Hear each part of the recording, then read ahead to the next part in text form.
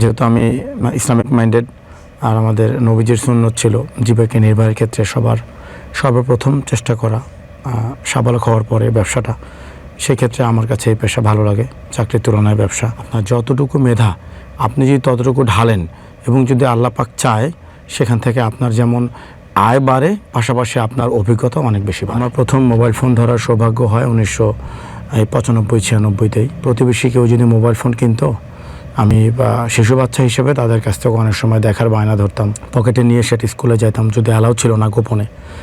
এক দুইবার আমাদের ধরা খাওয়ার পর টিচারদের কাছেও আমি 1-2টা ফোন বিক্রি করেছিলাম। 2-3 হাজার টাকা দামের 2টা ফোন আমার কাছে থাকতো। যেখানে জব করতাম সেখানেও আমি মাঝে মাঝে বিক্রি করতাম, অন্তত মাসে 1টা বা 2টা বিক্রি হলে কিছু টাকা লাভ হতো, আবার আরও একটা কিনে রাখতাম। জুয়েলার্সের একটা দোকানে চাকরি নেই, সেই জুয়েলারি শপেও আমার মন বসে না। তারপরে আমি একটা ফ্লেক্সি লোডের দোকানে চাকরি করি কিছুদিন। আমি যখন মোবাইল ফোনের দোকানে চাকরি নেই, ওখানে যখন কাস্টমার আমার কাছে আসে, আমি তাদের যত সহজে কনভিন্স করতে পারি, অন্য যেই ক্যাটাগরির চাকরিগুলো আমি করেছি সেখানে আমি পারতাম না। তো মন থেকে একটা নিজের কাজকে উপভোগ করার যে বিষয়, ওইটা আমি ফিল করি শুধু মোবাইল। আমার নেশা ছিল টাকা জমিয়ে ফোন কেনা। সেই চাকরির শুরু থেকে আমি 1টা 2টা 3টা করে ফোন জমাইতাম। এখন আমার কাছে 700-র কাছাকাছি মোবাইল ফোন আছে। তো এগুলো আমি বাসায় একটা ছোটোখাটো মিউজিয়াম আছে, আমি মাঝে মাঝে বের করি। 1 সপ্তাহ পর পর একটা করে ফোন আমার সাথে নেই, ব্যবহার করি, আবার সেগুলো মুছে রেখে দিই, আবার অন্য একটা বের করি যাতে সেগুলো সচল থাকে। প্রত্যেকটা সেক্টরেই যারা মেধাবী এবং যাদের নসিবে আল্লাহ দিয়েছে আয়, তারা ভালো আয় করে। যাদের নসিবে আয় নাই কিন্তু মেধাবী, তারা হয়তো কম আয় করে। কেউ ভালো আছে, কেউ অনেক ভালো আছে, আবার কেউ খারাপও আছে। তো আমার কাছে আইফোনের টেস্ট অ্যান্ড্রয়েডের সাথে আমি মিলাইতে পারি না। অনেক সমস্যা, কমপ্লিকেশনস আছে। উন্মুক্তভাবে আপনি অ্যান্ড্রয়েডে যে সুবিধা পান আইফোনে পান না। ভোক্তা গ্রেড বোঝা একটু কঠিন। তবে এখন আমাদের দেশের ব্যবসা ভোক্তা যারা আছে তারা বেশ মোবাইল মার্কেটের সবচেয়ে বড় স্ক্যাম নাই, এটা কেউ যদি ভেবেও থাকে আছে ভুল। এই পিআই ইন্ডাস্ট্রিতে, পিআই মানে প্যারালাল ইম্পোর্ট, বিভিন্ন ওয়েতে আমরা বাংলাদেশে বৈধভাবে ফোন নিয়ে আসি এবং প্রবাসীরাও আমাদেরকে ফোন এনে দেয়। প্রবাসীদের জন্য 1টা 2টা ফোন বৈধ ব্যাগেজ রোডে। আইফোন যেদিন সিঙ্গাপুরে দুবাইতে আসে, তার পরের দিন আমাদের হাতে বাংলাদেশে আসে। আমাদের যে লেভেলের প্রচেষ্টা, একাগ্রতা এবং ক্রিয়েটিভিটি, আমাদের ব্যবসা তারা থামাইতে পারবে না। বা আমরা হ্যাকারই বলি, হ্যাকার যত এক্সপার্ট তত আপনি ধোকায় পড়ে যাবেন। জি, এটা তো একবার না, বহুবার হয়েছে, অন্তত পক্ষে 8-10 বার। যদি কেউ ফোন বিক্রি করতে আনে, আমি তার জামা কাপড়, জুতা, চুল আঁচড়ানো কিনা, চুলে তেল দেওয়া আছে কিনা, এইসবও চেক করি। যদি এরকম তাকে অগোছালো মনে হয়, তার জুতা ছেঁড়া কখনো সিলাই করা হয়েছে, বিশেষ করে আমি কিনি না। কোনো একটা আইপ্যাড কিনেছিলাম, ওটা কোনো জায়গা থেকে চুরি হয়েছিল। তো আমি যেহেতু টাকা দিয়ে কিনছি, আমি দিতে অপারগতা স্বীকার করায় সে ফোন দিয়ে পুলিশ আনাইছিল, তারা জিডিও করে রেখেছিল। তারপর আমার কাছ থেকে পুলিশ ওই আইপ্যাডটা নিয়ে নেয়। আর পুলিশ তো সবাই তো এক পদের না, আমার কাছ থেকে তারা কিছু সম্মানীয় চায় যে আমাদেরকে কিছু খরচাপাতি দিতে হবে। 100-তে 2-1 জন সম্ভব। ওই যে বললাম, এটা খুবই বিচ্ছিন্ন, কারণ আমরা তো প্রশ্রয় দিই না। এবং ডাটা চুরি করে তার কি ফায়দা আমি জানি না। বিকৃত মানসিকতার লোকই হইতে পারে। একটা সাধারণত ছেলের ফোন থেকে ডাটা চুরি হয় কিনা আমি জানি না, আমাদের দেশে মেয়েদের। তো একটা বিকৃত মানসিকতা না হলে আপনার গ্যালারি থেকে আপনার তোলা আপনার পরিবারের সাথে ছবি বা আপনার বেডরুমে বসা আপনি একটা সেলফি তুললেন, সেটা দেখে কোনো বিকৃত লোক ছাড়া কে শান্তি পায় আমার জানা নাই।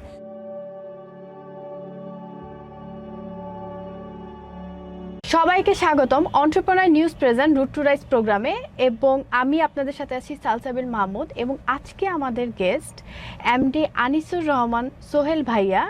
উনি টেক এন্ড টক বিডি এবং ওয়ার্ল্ড কেয়ারের ফাউন্ডার এবং ম্যানেজিং ডিরেক্টর। ভাইয়া কেমন আছেন? আসসালামু আলাইকুম। আমি ভালো আছি আলহামদুলিল্লাহ, আপনি কেমন আছেন? এই তো আলহামদুলিল্লাহ ভালো।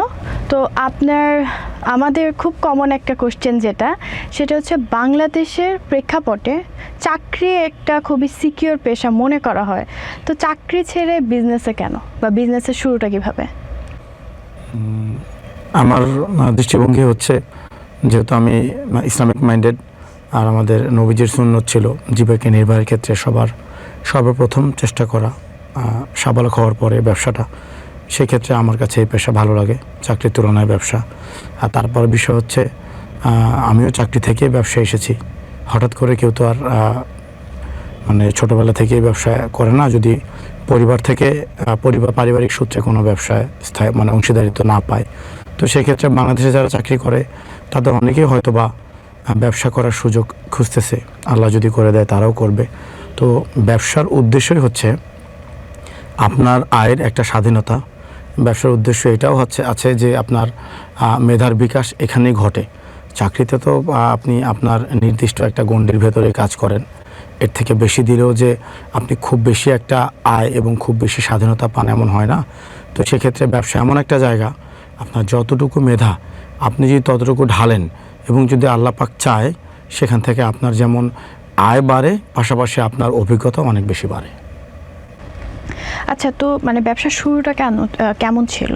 আর ব্যবসা তো অ্যাকচুয়ালি বিভিন্ন সেক্টরে হয়, তো সব কিছু রেখে এই যে আপনার গ্যাজেট বিজনেসটা বা ফোন বিজনেস বা এসবের প্রতি ঝুঁকে যাও কেন? বাকি অনেকেরটা তো আমি জানি না। আমাকে যারা ব্যক্তিগতভাবে চিনে, আমি জন্মসূত্রে মিরপুরের বাসিন্দা।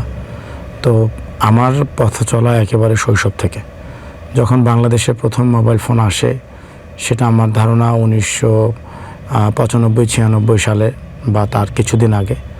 আমার প্রথম মোবাইল ফোন ধরার সৌভাগ্য হয় 1995-96তেই। তখন আমরা মিরপুরে থাকি, ভাড়া থাকি। প্রতিবেশী কেউ যদি মোবাইল ফোন কিনতো, আমি শিশু বাচ্চা হিসেবে তাদের কাছ থেকে অনেক সময় দেখার বায়না ধরতাম। অনেক ফোনের আমি ডিসপ্লের যে ব্যাকলাইট আছে সেটা চেঞ্জ করতে পারতাম, রিংটোন চেঞ্জ করতে পারতাম। কিছু কিছু ফোনে আমি ওই গ্রামীণ ফোন যেটা ছিল সেটার কার্ড রিচার্জ করে দিতে পারতাম। এসব কারণে অনেক মুরব্বীরা, অনেক প্রতিবেশী আঙ্কেল আন্টিরা আমাকে তাদের ফোন ধরতে দিত। তো সাধারণত মেয়ে বাচ্চাদের শৈশবে শখ থাকে, আমি শুনেছি, সাজুগুজু করা, হাঁড়ি পাতিল খেলা। তো ছেলেদের আবার শখ থাকে, যদি সুযোগ হয় সেক্ষেত্রে ধরেন খেলনা কেনা, বিশেষ করে ইলেকট্রনিক খেলনা, ব্যাটারি চালিত খেলনা। তো এগুলোর প্রতি আমার অনেক আকর্ষণ ছিল। সে আকর্ষণ গিয়ে বদলায় যখন প্রথম মানুষ মোবাইল ফোন ব্যবহার করা শুরু করে, আর তাদের ফোনগুলো একটু হাত দিয়ে ধরা, 2-4 মিনিট হাতে রাখা। এই আগ্রহটা প্রখর হয় যখন আমি স্কুলে গণ্ডি পার হয়ে আমি ক্লাস 6-7-এ পড়ি আর কি, মানে হায়ার সেকেন্ডারি। তখন যখন আমি স্কুলে যাই, আমাদের মিরপুর ভিত্তিক কিছু বড় ভাই ছিল, এলাকার বড় ভাই তো সবারই থাকে।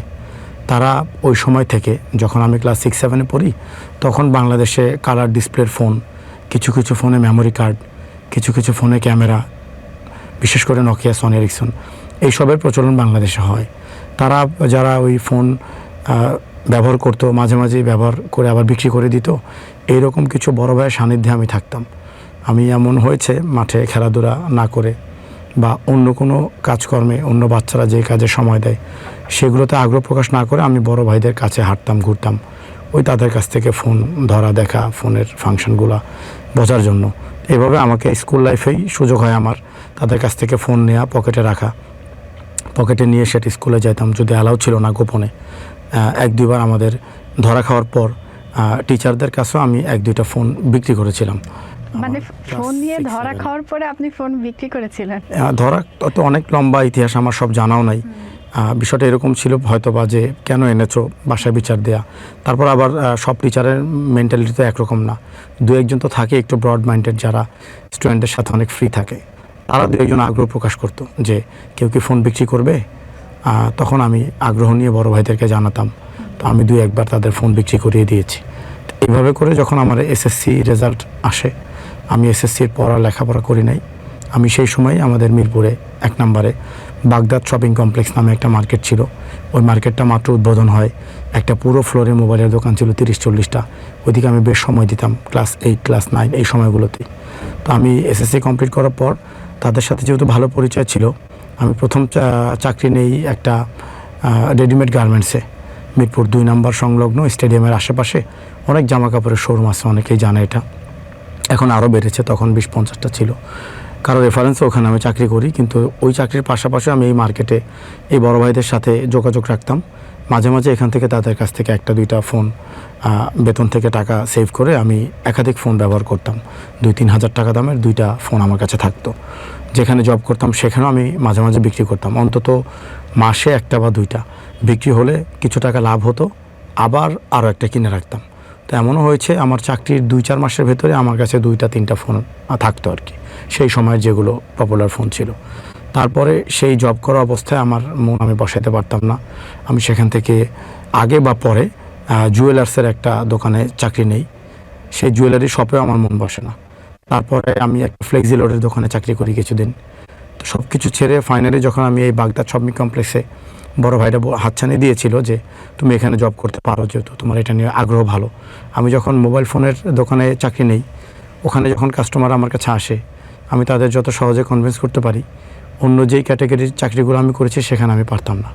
তো মন থেকে মানে একটা নিজের কাজকে উপভোগ করার যে বিষয়, ওটা আমি ফিল করি শুধু মোবাইল ফোনেই। এইভাবে আমার আগ্রহটা প্রখর হয়। আমি সেই সময় থেকে মোবাইল ফোন জমিয়ে রাখতাম, 1টা 2টা 3টা করে। বেতনের টাকা একটা অংশ বাসায় দিতাম, যেহেতু আমার কোনো স্মোকিং অথবা অ্যালকোহল কোনো ধরনের কোনো বাজে নেশা নাই। আমার নেশা ছিল টাকা জমিয়ে ফোন কেনা। সেই চাকরির শুরু থেকে আমি 1টা 2টা 3টা করে ফোন জমাইতাম। জমাইতে মানে জমানোর উদ্দেশ্য ছিল মানুষের একটা ফোন আছে, ওটা বিক্রি করে আরেকটা কিনে। আমার ফোন এত বেশি, ফোনের প্রতি আমি মানে নেশাগ্রস্ত ছিলাম যে আমার সবই ভালো লাগে, বিক্রি করতে মন চায় না। আবার এত টাকাও আমার কাছে নাই। তো সামর্থ্য যতটুকু কুলাইছে আমি 1টা 2টা করে জমাইতে যখন সেটা 10টা হয়েছে তখন সেটা 12টা করে আগ্রহ জন্মায়। যখন 20টা হয়েছে তখন 30টা করে আগ্রহ জন্মায়। এখন আমার কাছে 700-র কাছাকাছি মোবাইল ফোন আছে, সেই 2006-7 সাল থেকে জমাইতে এখন পর্যন্ত প্রায় 20 বছর। এবং প্রত্যেকটা ফোনই মোটামুটি 90% ফোন সচল। আবার এর ভিতরে 50-60% ফোন 1 দিন 2 দিন পর্যন্ত চার্জও থাকে। তো এগুলো আমি বাসায় একটা ছোটোখাটো মিউজিয়াম আছে, আমি মাঝে মাঝে বের করি। 1 সপ্তাহ পর একটা করে ফোন আমার সাথে নেই, ব্যবহার করি, আবার সেগুলো মুছে রেখে দিই, আবার অন্য একটা বের করি যাতে সেগুলো সচল থাকে।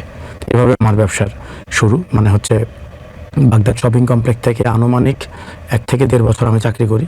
বসুন্ধরা সিটি মার্কেটে আরও একটা এলাকার বড় ভাইয়ের রেফারেন্সে আমার চাকরি হয়। আমার জানা মতে আমি 8-এর শেষে বা 9-এর শুরুতে বসুন্ধরা সিটি মার্কেটে চাকরি সুবাদে যাই এবং 9 সাল পুরো, 10 সাল পুরো, 11 সাল পুরো, 12 সাল পুরো, মনে হয় 3-3.5 বছর চাকরি করি। 13 সালের থেকে আমি ব্যক্তিগতভাবে ব্যবসা শুরু করি। আর টেক অ্যান্ড টক বিডির যাত্রা শুরু হয় 14 সালের নভেম্বর মাসে। এখন পর্যন্ত এটা চলমান আছে। আচ্ছা, তো আমি শুনেছি যে বাংলাদেশে মোবাইল বিজনেস নাকি সোনার খনি।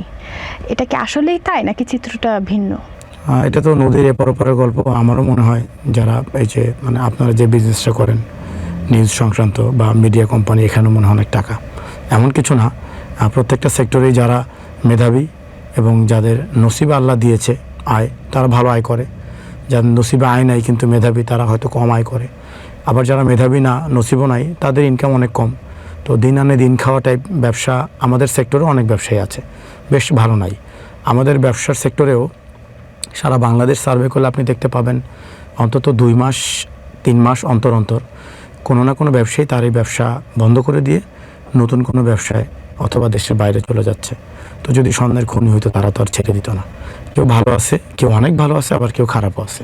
তো ওভারঅল এই ব্যবসাটার বিষয় হচ্ছে বর্তমানে যারা ইয়ং জেনারেশন আছে, কিশোর, তরুণ এবং যুবক, তারা সবাই ফোন চালায়। আবার বেশ ভালো পরিমাণ একটা সংখ্যাগরিষ্ঠ একটা সম্প্রদায় আছে বাংলাদেশে যাদের আর্থিক সচ্ছলতা থাকার কারণে তারা ফোন খুব বেশি চেঞ্জ করে। তো এই যে অদল বদলের যে বিষয়টা, এক্সচেঞ্জ, এটা লন্ডন আমেরিকার কালচার ছিল। বাংলাদেশেও এটা আজকে 5-6 বছর যাবৎ করোনার পর থেকে বেশ রমরমা। সেই সুবাদে ছোট বড় অনেক দোকান হয়েছে, অনেক মানুষ অন্য ব্যবসা, অন্য চাকরি থেকে এই ব্যবসায় ইনভলভ হয়েছে, মানে ইন্ডাস্ট্রি বড় হয়েছে। কিন্তু আসলেই অনেক টাকা কামিয়ে ফেলতেছে এরকম না। যারা মেধাবী, যারা ক্রিয়েটিভ, তারাই ভালো আছে। আচ্ছা, একটা ফোনের দাম 20,000, আরেকটা ফোনের দাম 1 লাখ অথবা 2 লাখ। আসলে মূল পার্থক্যটা কি? নাকি সব কিছুই শুধু মার্কেটিংয়ের উপর বা ব্র্যান্ড ভ্যালুর উপর? না, এমন তো না। পৃথিবীতে মনে হয় 12 থেকে 13টা ব্র্যান্ড এখন আছে। ঝরে পড়া ব্র্যান্ডের ভিতরে আছে এলজি, মটোরোলা ঝরে পড়েছিল আবার দাঁড়িয়ে গেছে, ব্ল্যাকবেরি ঝরে পড়েছে, অনেকগুলো আছে, সব বলতেও পারবো না। জাপানিজ ব্র্যান্ড আছে ফুজিৎসু, জাপানিজ ব্র্যান্ড আছে সফট ব্যাংক, এরাও প্রায় ঝরে গেছে, এদের কোনো কিছু আর নাই অস্তিত্ব। আবার নতুন করে যারা দাঁড়িয়েছে এরকম ব্র্যান্ডের ভিতরে বিশ্ব বর্তমানে কাঁপাইতেছে 80% চায়নার দখলে ইলেকট্রনিক মার্কেটে। শাওমি তাদের আরেকটা সেকেন্ড ব্র্যান্ড আনছে রেডমি। ভিভো তাদের আরেকটা সেকেন্ড ব্র্যান্ড আনছে আইকিউ। আবার ওয়ানপ্লাস তাদের সেকেন্ড ব্র্যান্ড বা ওয়ানপ্লাসের প্রাক্তন যে মালিক ছিল সে ওই ব্র্যান্ডের নাম করছে আপনার সিএমএফ। আপনারা জানেন কিনা আমি জানি না। সিএমএফ যেটা, ওটা ওয়ানপ্লাসেরই প্রাক্তন যে সিইও ছিল তার ব্র্যান্ড। তো বিষয় হচ্ছে এই যে টোটাল যে কয়টা ব্র্যান্ড আছে 12-13টা, প্রত্যেকটা ব্র্যান্ডেরই 15 থেকে 20 হাজার টাকা রেঞ্জের ফোন আছে, আবার লাখ টাকার উপরে ফোন আছে। লাখ টাকার উপরেগুলোকে ফ্ল্যাগশিপ বলে, 50-60 হাজারগুলোকে বলে ফ্ল্যাগশিপ কিলার, যদি দাম অল্প হয় কিন্তু প্রসেসর ক্যামেরা খুব বেশি ভালো দেয়। আর বাকিটাকে বলে মিড রেঞ্জ, লো রেঞ্জ। তো যেরকম টাকা দিচ্ছেন সেরকম প্রসেসর, সেরকম বিল্ড কোয়ালিটি, সেরকম মানের ডিসপ্লে। আবার যেরকম টাকা দিচ্ছেন যদি হাই বাজেট হয় সেটা ডিসপ্লেও ধুরন্ধর হয়, সেটা রিফ্রেশ অনেক বেশি থাকে, সেটা র্যামের জেনারেশন আগানো থাকে। ক্যামেরার যে লেন্স যেখান থেকে কেনা হয়, ক্যামেরা সেট আপ সনির কাছ থেকে কেনা, স্যামসাংয়ের কাছ থেকে কেনা। আবার যারা ক্যামেরা তৈরি করে তাদেরও ক্যামেরার মিড বাজেটের ক্যামেরা লেন্স হয়, হাই বাজেটের হয়। তো যা আপনি টাকা দিচ্ছেন সে অনুসারেই তো স্পেক পাচ্ছেন। এটা সম্পূর্ণ ভুল ধারণা যে 20,000 টাকার ফোনে যা হয় 1 লাখে তাই হয়।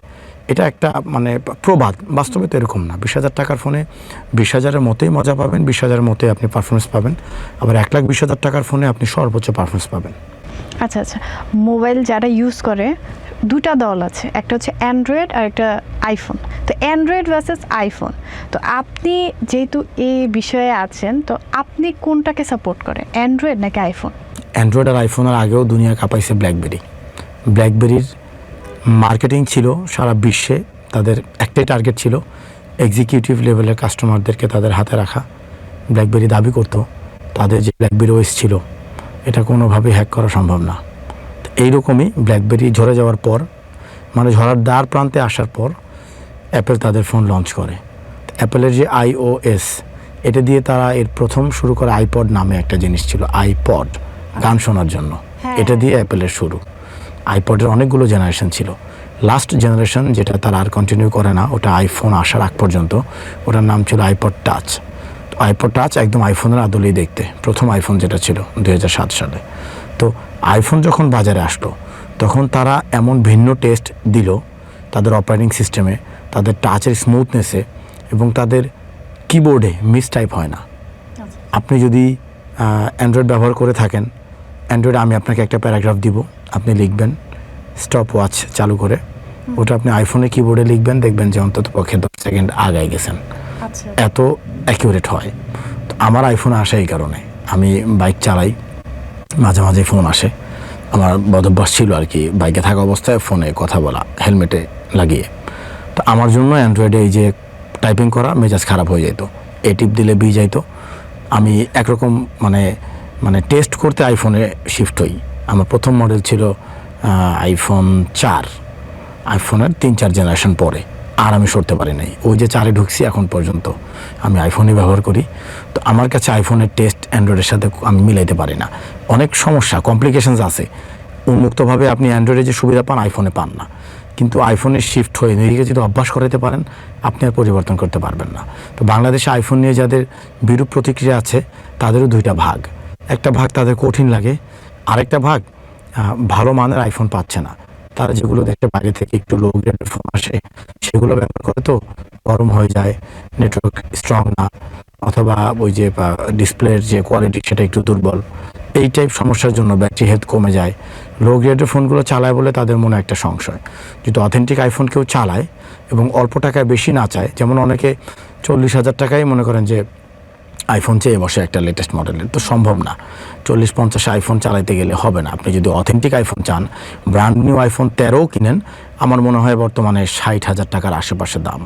তো অথেন্টিক একটা আইফোন সর্বনিম্ন যেটা পাওয়া যায় সবচেয়ে কম দামি কিন্তু ইনট্যাক্ট, একদম জেনুইন, এমন আইফোন যদি আপনি ব্যবহার করেন আমার মনে হয় আপনি আইফোনের সঠিক স্বাদ পাবেন। আপনারও সেটা অভ্যস্ত হয়ে গেলে আর অ্যান্ড্রয়েডে শিফট হতে পারবেন না। এটা হচ্ছে বিষয়। তো অ্যান্ড্রয়েডটা আমার সেল বেশি, আমার ব্যবসাও ঠিক আছে অ্যান্ড্রয়েডে। তো সত্য কথা বলতে আইফোনের টেস্ট আলাদা। আমি প্রাউডলি বলতে চাই, যদি কেউ আইফোন নিয়ে একবার ঘাটাঘাটি করে অভ্যাস করে তার অন্য কোনো ব্র্যান্ড ভালো লাগবে না। কোন বয়সী কাস্টমাররা সবচেয়ে বেশি আইফোন কেনে? বাংলাদেশটা একটু এলোমেলো হয়ে গেছে, এখানে অনেক টিকটকার আইফোন ইউজ করে।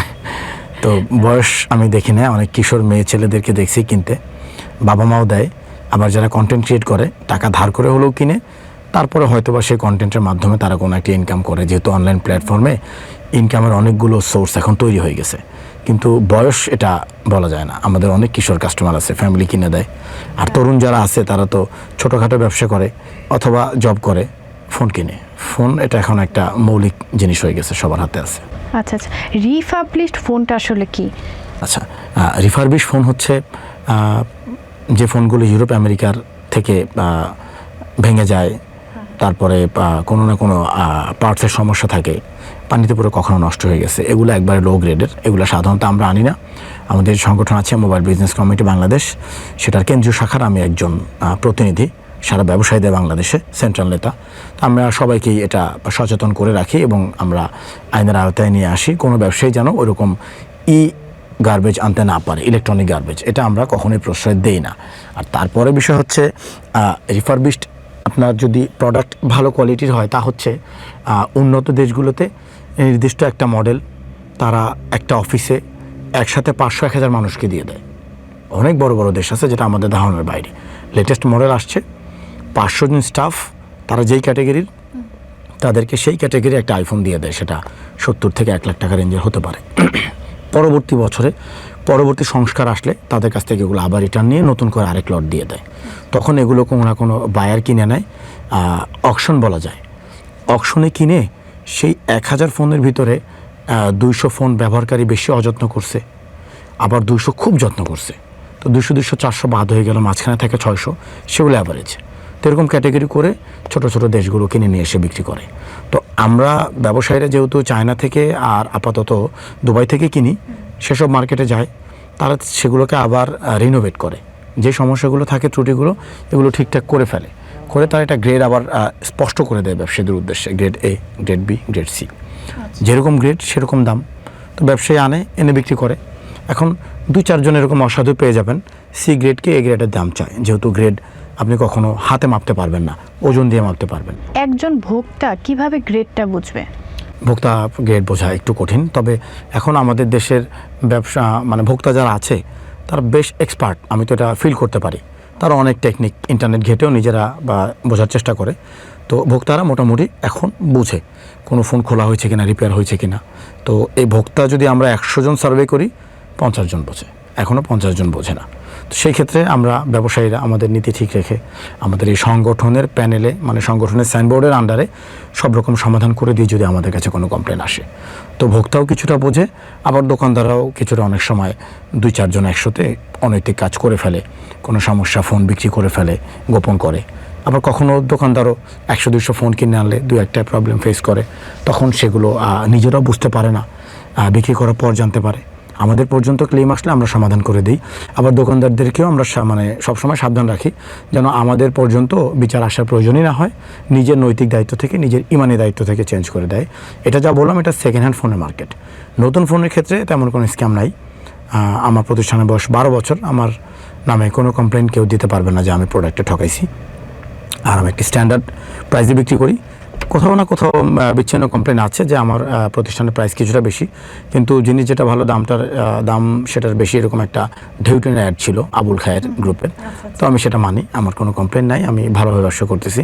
এরকম বাংলাদেশের এই ইন্ডাস্ট্রিটা এখন অনেক বড়, এই ইন্ডাস্ট্রিতে তরুণ সমাজ প্রচুর ইনভেস্ট করতেছে এবং বেশিরভাগ ব্যবসায়ী এবং স্টাফ সবাই শিক্ষিত। তো এই ইন্ডাস্ট্রিটা ধরে রাখলে আলহামদুলিল্লাহ আমাদের দেশে কর্মসংস্থানের সুযোগ ডে বাই ডে বাড়বে, যেটা নিয়ে আমাদের চলমান একটা আন্দোলনও হয়েছিল। অনেক শ্রেণীর মানুষ হয়তো বা জানে, আমাদের ইন্ডাস্ট্রি নিয়ে একটা ছোটোখাটো চক্রান্ত হয়েছিল, সেটার বিরুদ্ধে আমাদের এই সংগঠন আপ্রাণ চেষ্টা করে মোটামুটি একটা সমাধানের পর্যায়ে এসেছি। আচ্ছা, আপনি বিভিন্ন দেশে গিয়েছেন, পৃথিবীর কোন দেশে আইফোনের দাম সবচেয়ে কম বা তুলনামূলকভাবে কম? এটা টাফ কোশ্চেন। আর আইফোনের দাম, যেহেতু আইফোনের মানে মাদার কান্ট্রি আমেরিকা, আর এখন তৈরি হয় হচ্ছে চায়নাতে তৈরি হয়, আশপাশে অনেক দেশে যায়। ভারতেও ম্যানুফ্যাকচার প্লান্ট আছে, মেড ইন ইন্ডিয়ার ফোনও হয় আইফোন। তো বিষয় হচ্ছে দাম কমের যদি বিষয় হয়, তাহলে আমার মনে হয় এটা ইউকে, কানাডা, আমেরিকা এইসব দেশগুলোতে আইফোনের দামটা কম। আর ওখানে অনেক প্যাকেজ আছে, আপনি ইএমআইতে কিনতে পারবেন। এই সুবিধা তো এখন বাংলাদেশে আছে। জি, কিন্তু ওটা আরও সহজ। আপনি যদি সে দেশের নাগরিক হন, আরও সহজে আমার মনে হয় সে দেশের যে নাগরিকত্ব কার্ড হয়, সেই ডকুমেন্টটা আপনি নিতে পারেন। কারণ উন্নত দেশগুলোতে আপনি যদি জব করেন, বিজনেস করেন, অটোমেটিক ডিডাক্ট হয়ে যায়, আপনার পেছনে ঘুরতে হয় না ইএমআই পাওয়ার জন্য। আর ইএমআইয়ের পরিমাণ খুবই সামান্য, আর তার উপর হচ্ছে তার এক্সচেঞ্জও ওখানেই নেয়। যখনই লেটেস্ট কোনো মডেল আসে, আপনার এক্সিস্টিং ফোন আপনি সেই দোকানেই দিয়ে দিতে পারেন, এবং এটা নেশন ওয়াইড। সেই দোকান মানে ধরেন আপনি জিপির গ্রাহক, জিপির যেই জেলায় আপনি যান, যেই ডিভিশনে যান, সেখানকার যে কোনো কাস্টমার সার্ভিসে যাবেন, নতুন মডেল আসলে বেশ ভালো একটা প্রাইজে এক্সচেঞ্জ করে ফেলতে পারবেন। এবং এমনও হয়েছে কিছু কিছু দেশে আপনার কাছ থেকে 80,000-এ কিনেছে তারা, কিন্তু তারা বিক্রি করে দিয়েছে 70,000, 10,000 টাকা ভর্তুকি। এরকম সুবিধার যদি হয় তাহলে দাম কম ওসব দেশেই। তারপরে আছে চায়নাতেও আইফোনের দাম টুকটাক কম আছে।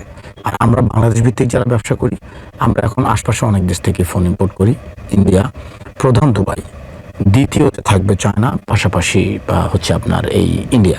এই সব দেশ থেকে আমাদের কাছে সেকেন্ড হ্যান্ড এবং নতুন আইফোন আসে, আমরা কাস্টমারদের কাছে বিক্রি করি। আচ্ছা, মোবাইল মার্কেটে সবচেয়ে বড় স্ক্যাম কি?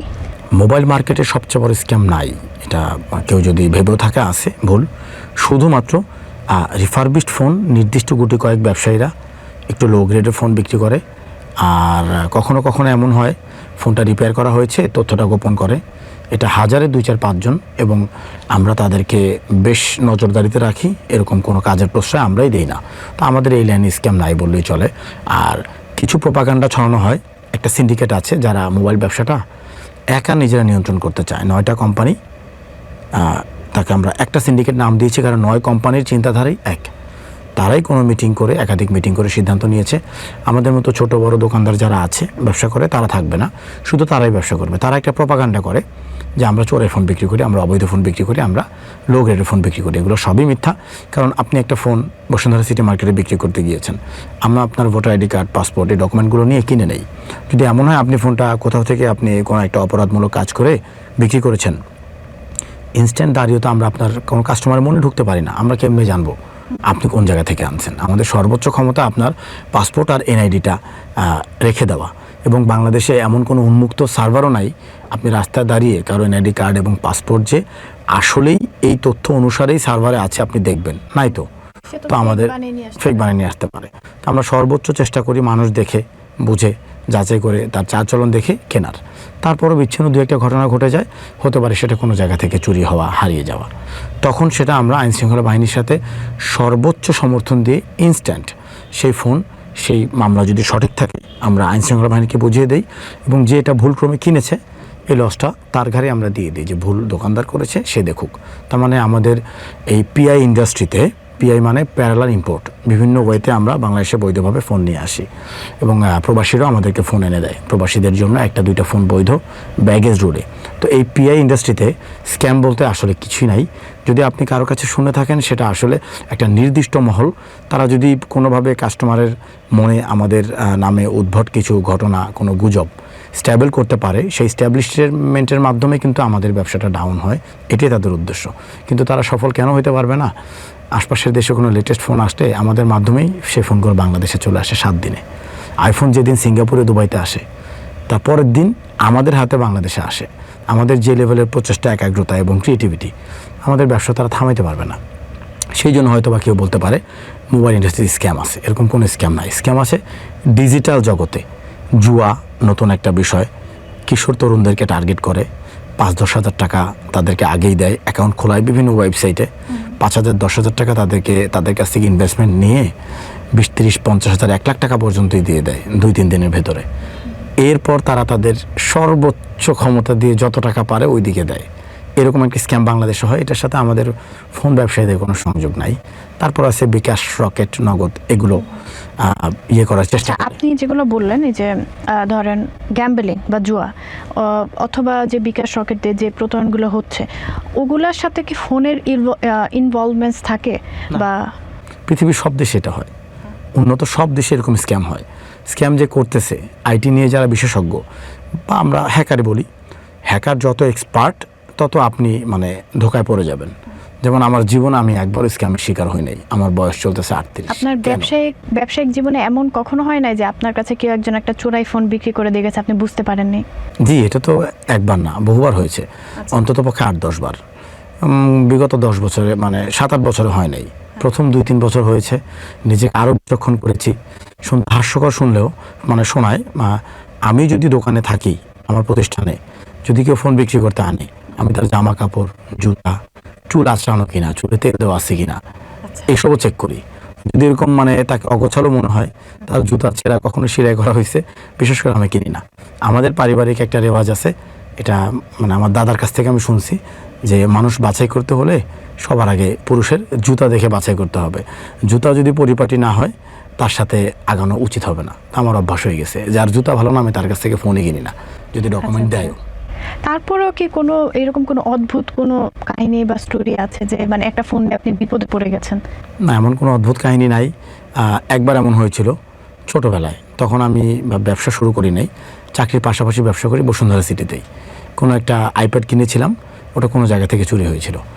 তখন বাংলাদেশে ফেসবুকে বেচা কেনা করার সিস্টেমই চালু হয় নাই, শুধুমাত্র sellbazaar.com নামে একটা সাইট ছিল। এটা গ্রামীণ ফোনের আন্ডারে একটা ই-কমার্স, কেনাবেচা করতে পারতেন আইডি খুলে। আইডি খুলতে জিমেইলও লাগতো না, জাস্ট জিপি সিম লাগতো। আমার প্রথম সিম ছিল জিপি, ওটাতে অ্যাকাউন্ট খুলে আমি অ্যাডভার্টাইজ দিয়েছিলাম। আইপ্যাড যেহেতু সারা বাংলাদেশে, ওখানে হাতে গোনা 2-4-5টা অ্যাড আছে, 5টা ভিন্ন ভিন্ন ব্যক্তি শুধু আইপ্যাড বিক্রির জন্য পোস্ট করেছে, সহজে আইডেন্টিফাই করা যেত যার আইপ্যাড সে এসে দেখছে এটা তার। তো আমি যেহেতু টাকা দিয়ে কিনছি, আমি দিতে অপারগতা স্বীকার করায় সে ফোন দিয়ে পুলিশ আনাইছিল, তারা জিডিও করে রেখেছিল। তারপর আমার কাছ থেকে পুলিশ ওই আইপ্যাডটা নিয়ে নেয়। আর পুলিশ তো সবাই তো এক পদের না, আমার কাছ থেকে তারা কিছু সম্মানীয় চায় যে আমাদেরকে কিছু খরচাপাতি দিতে হবে। সে একবার খরচাপাতি দিয়েছিলাম, পুলিশের সাথে সামনাসামনি কথা হয়েছিল। আর কিশোর ছিলাম তো মোটামুটি আর কি আতঙ্কিত ছিলাম। তারপর থেকে আস্তে আস্তে সাবধান হয়েছি। আমার সাথে বিচ্ছিন্ন 2-4টা ঘটনা ঘটা ছাড়া আমার পুরো ব্যবসায়িক ক্যারিয়ার লাইফে আমার প্রতিষ্ঠানের নামে কোনো কেস নাই যে আমার এখানে কোনো চোরাই ফোন পাওয়া গেছে। এই হচ্ছে বিষয়। আচ্ছা, আপনি যেহেতু ফোন নিয়ে কাজ করছেন, তো আমাদের মানে বহুল আলোচিত কিছু প্রশ্ন আছে, যেটা হচ্ছে আমার ফোনটা নষ্ট হয়ে গেছে বা কোনো প্রবলেম হয়েছে, আমি এটা রিপেয়ারিংয়ের জন্য দিয়ে এসেছি। এখন এটা কতটুকু সেফ বা সিকিউর? আমার ফোনের যে ডাটা, আমি যখন রিপেয়ারিংয়ের জন্য এটা দিয়ে এসেছি, তারা কি ডাটাটা রেখে দিতে পারে চাইলে, বা তারা কি রেখে দেয়? আসলে ডাটা রাখার বিষয়টা ভাই আপু, এটা একমাত্র যার যার নীতি, আদর্শ আর ইমান। এখন ইমান কোন দেশে কোন ব্যক্তির ভিতরে কতটুকু আছে এটা তো আমি জানি না। যদি বাংলাদেশে সবাই ইমানদারি হয়, আপনার মোবাইল ফোন ঠিক করতে দেওয়ার সময় যেমন ডাটা চুরি হবে না, আপনি কাউকে বিশ্বাস করে টাকা বিপদে পড়ে ধার দিলেও আপনাকে সময় মতো ফেরত দেবে। আপনি রাতের বেলা মেয়ে হয়েও একটা বাস স্টপে যদি দাঁড়িয়ে থাকেন, বাসের কন্ডাক্টর হোক, বাসের হেল্পার হোক, অথবা সেই ছাউনিতে থাকা অন্য কোনো ব্যক্তি হোক, আপনাকে নিজের মা অথবা বোন নজরে দেখবে। তো এই যে ডাটার বিষয়টা, এটা মোবাইল সেক্টরের সাথে সম্পৃক্ত না, এটা পুরো দেশের কালচার, পুরো দেশের মানসিকতা এবং ইমানের সাথে জড়িত। আমাদের দেশে যেহেতু মানুষের মানে নৈতিকতা অবক্ষয় একটু বেশি, তাই প্রতিটা সেক্টরে এমন হতে পারে। কিন্তু ওই যে বললাম, আমাদের মোবাইল বিজনেস কমিটি বাংলাদেশের আন্ডারে এমন কোনো বিচার আমরা পাই নাই। আমরা যদি এই বিচার পাই, তো জনসম্মুখে শাস্তি দিবই দিব। তার ওই ব্যবসা প্রতিষ্ঠান যেমন আর চলতে না পারে, সেই ব্যবস্থা করার ক্ষমতা আমাদের এই সংগঠনের হাতে আছে। এই জন্য আমরা এরকম কোনো আপনার এই ভিডিওর মাধ্যমে বার্তা দিতে চাই, কোনো মোবাইল ফোন ব্যবহারকারী, সেটা রিপেয়ার করতে দেওয়ার জন্য হোক, এক্সচেঞ্জ করার ক্ষেত্রে নতুন অথবা পুরাতন ফোনে হোক, গ্যাজেট হোক, সে যদি মোবাইলের দোকান থেকে এবং সার্ভিসিংয়ের দোকান থেকে কোনোরকম কোনো প্রতারণার শিকার হয়, আমাদের পর্যন্ত আসে, আমরা 24 ঘন্টার ভেতর সমাধান করে দিব। এবং ওইটার শাস্তি কী হতে পারে এটা সামনাসামনি দেখলে আপনারা বুঝতে পারবেন। আমরা যথেষ্ট কঠোর এই বিষয়ে। কিন্তু ডাটা চুরি করে এটা সম্ভব? 100-তে 2-1 সম্ভব। ওই যে বললাম, এটা খুবই বিচ্ছিন্ন, কারণ আমরা তো প্রশ্রয় দিই না। এবং ডাটা চুরি করে তার কি ফায়দা আমি জানি না। বিকৃত মানসিকতার লোকই হইতে পারে। একটা সাধারণত ছেলের ফোন থেকে ডাটা চুরি হয় কিনা আমি জানি না, আমাদের দেশে মেয়েদের। তো একটা বিকৃত মানসিকতা না হলে আপনার গ্যালারি থেকে আপনার তোলা আপনার পরিবারের সাথে ছবি বা আপনার বেডরুমে বসা আপনি একটা সেলফি তুললেন, সেটা দেখে কোনো বিকৃত লোক ছাড়া কে শান্তি পায় আমার জানা নাই। এই হচ্ছে বিষয়। এরকম বিচ্ছিন্ন হতে পারে, সেটা মানসিকতা বিকৃতি, এছাড়া তো আর কোনো কিছু নাই। কিন্তু এটা কি সম্ভব কোনোভাবে এটা আটকানো?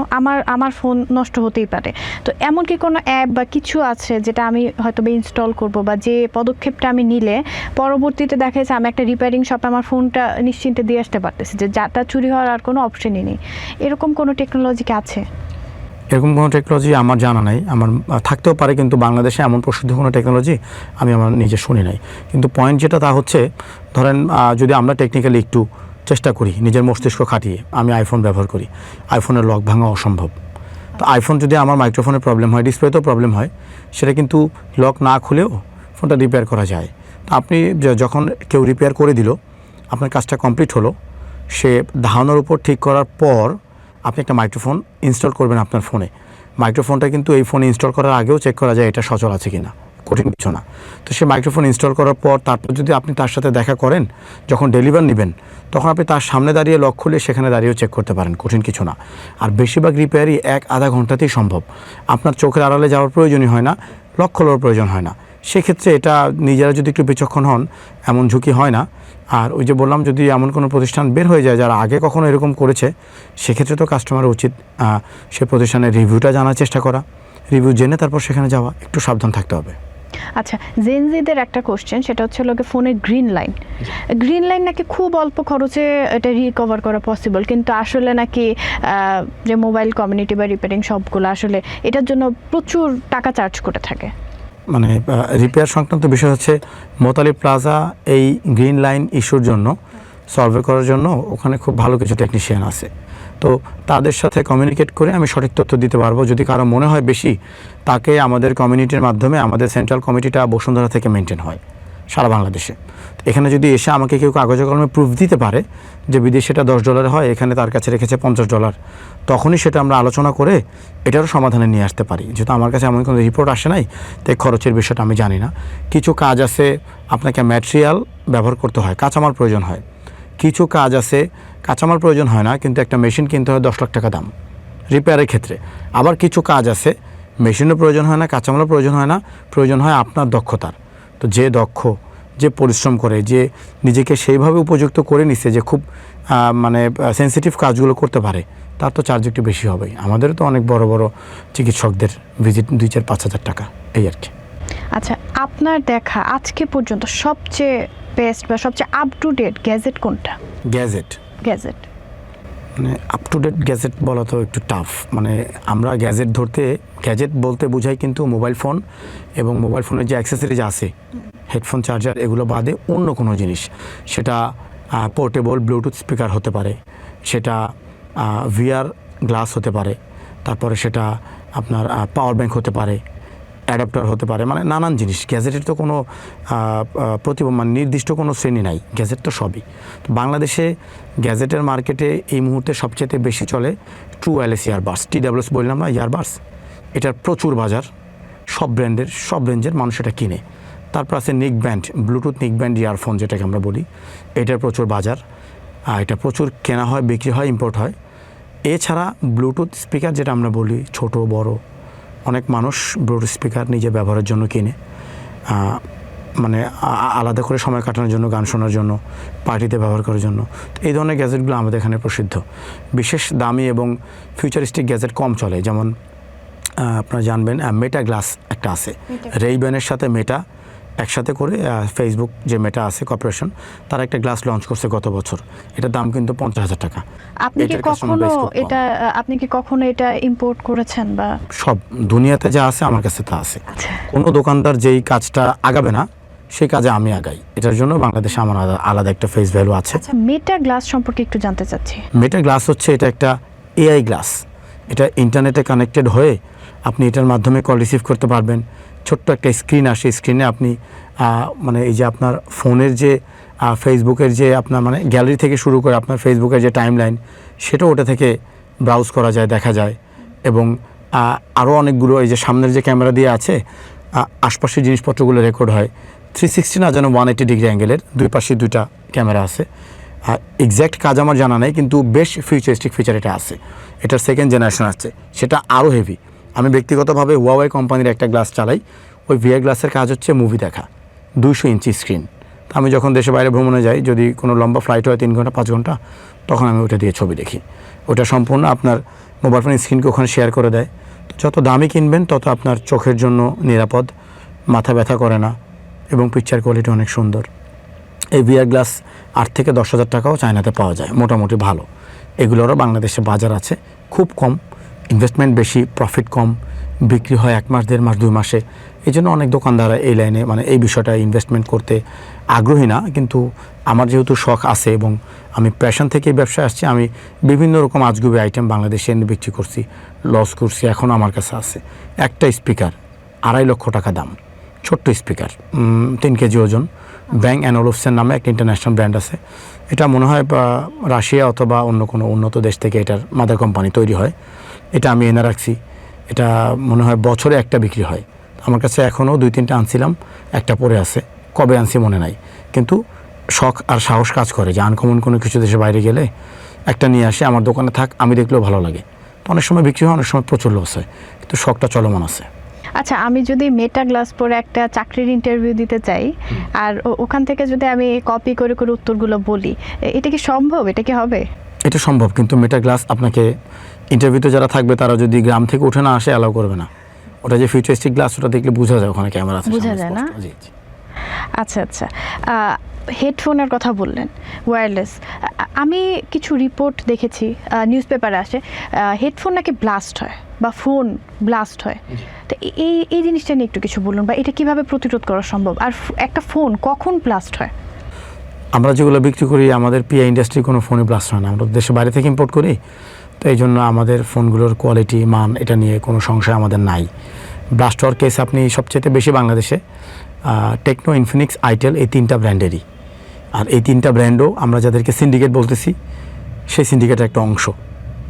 এরাও চাইছিল বাংলাদেশ থেকে যেন এই যে মোবাইল ফোন যে যার মতো বিদেশ থেকে এনে বিক্রি করে এটা বন্ধ হয়ে যায়, তাদের কাছ থেকে কিনে।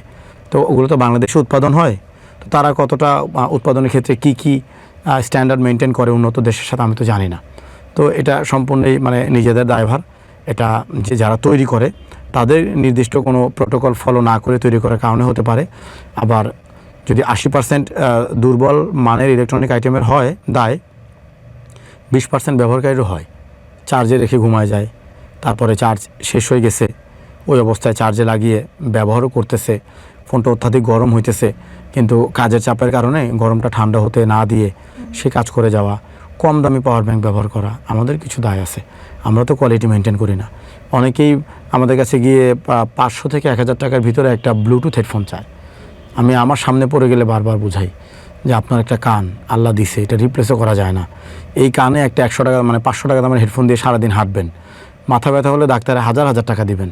এখন যদি কোয়ালিটি মেনটেন না করে অন্ততপক্ষে 2-3 হাজার টাকা নিজের কানকে, নিজের দেহকেই না দিতে পারেন, তাহলে আসলে ইনকাম করে কী লাভ?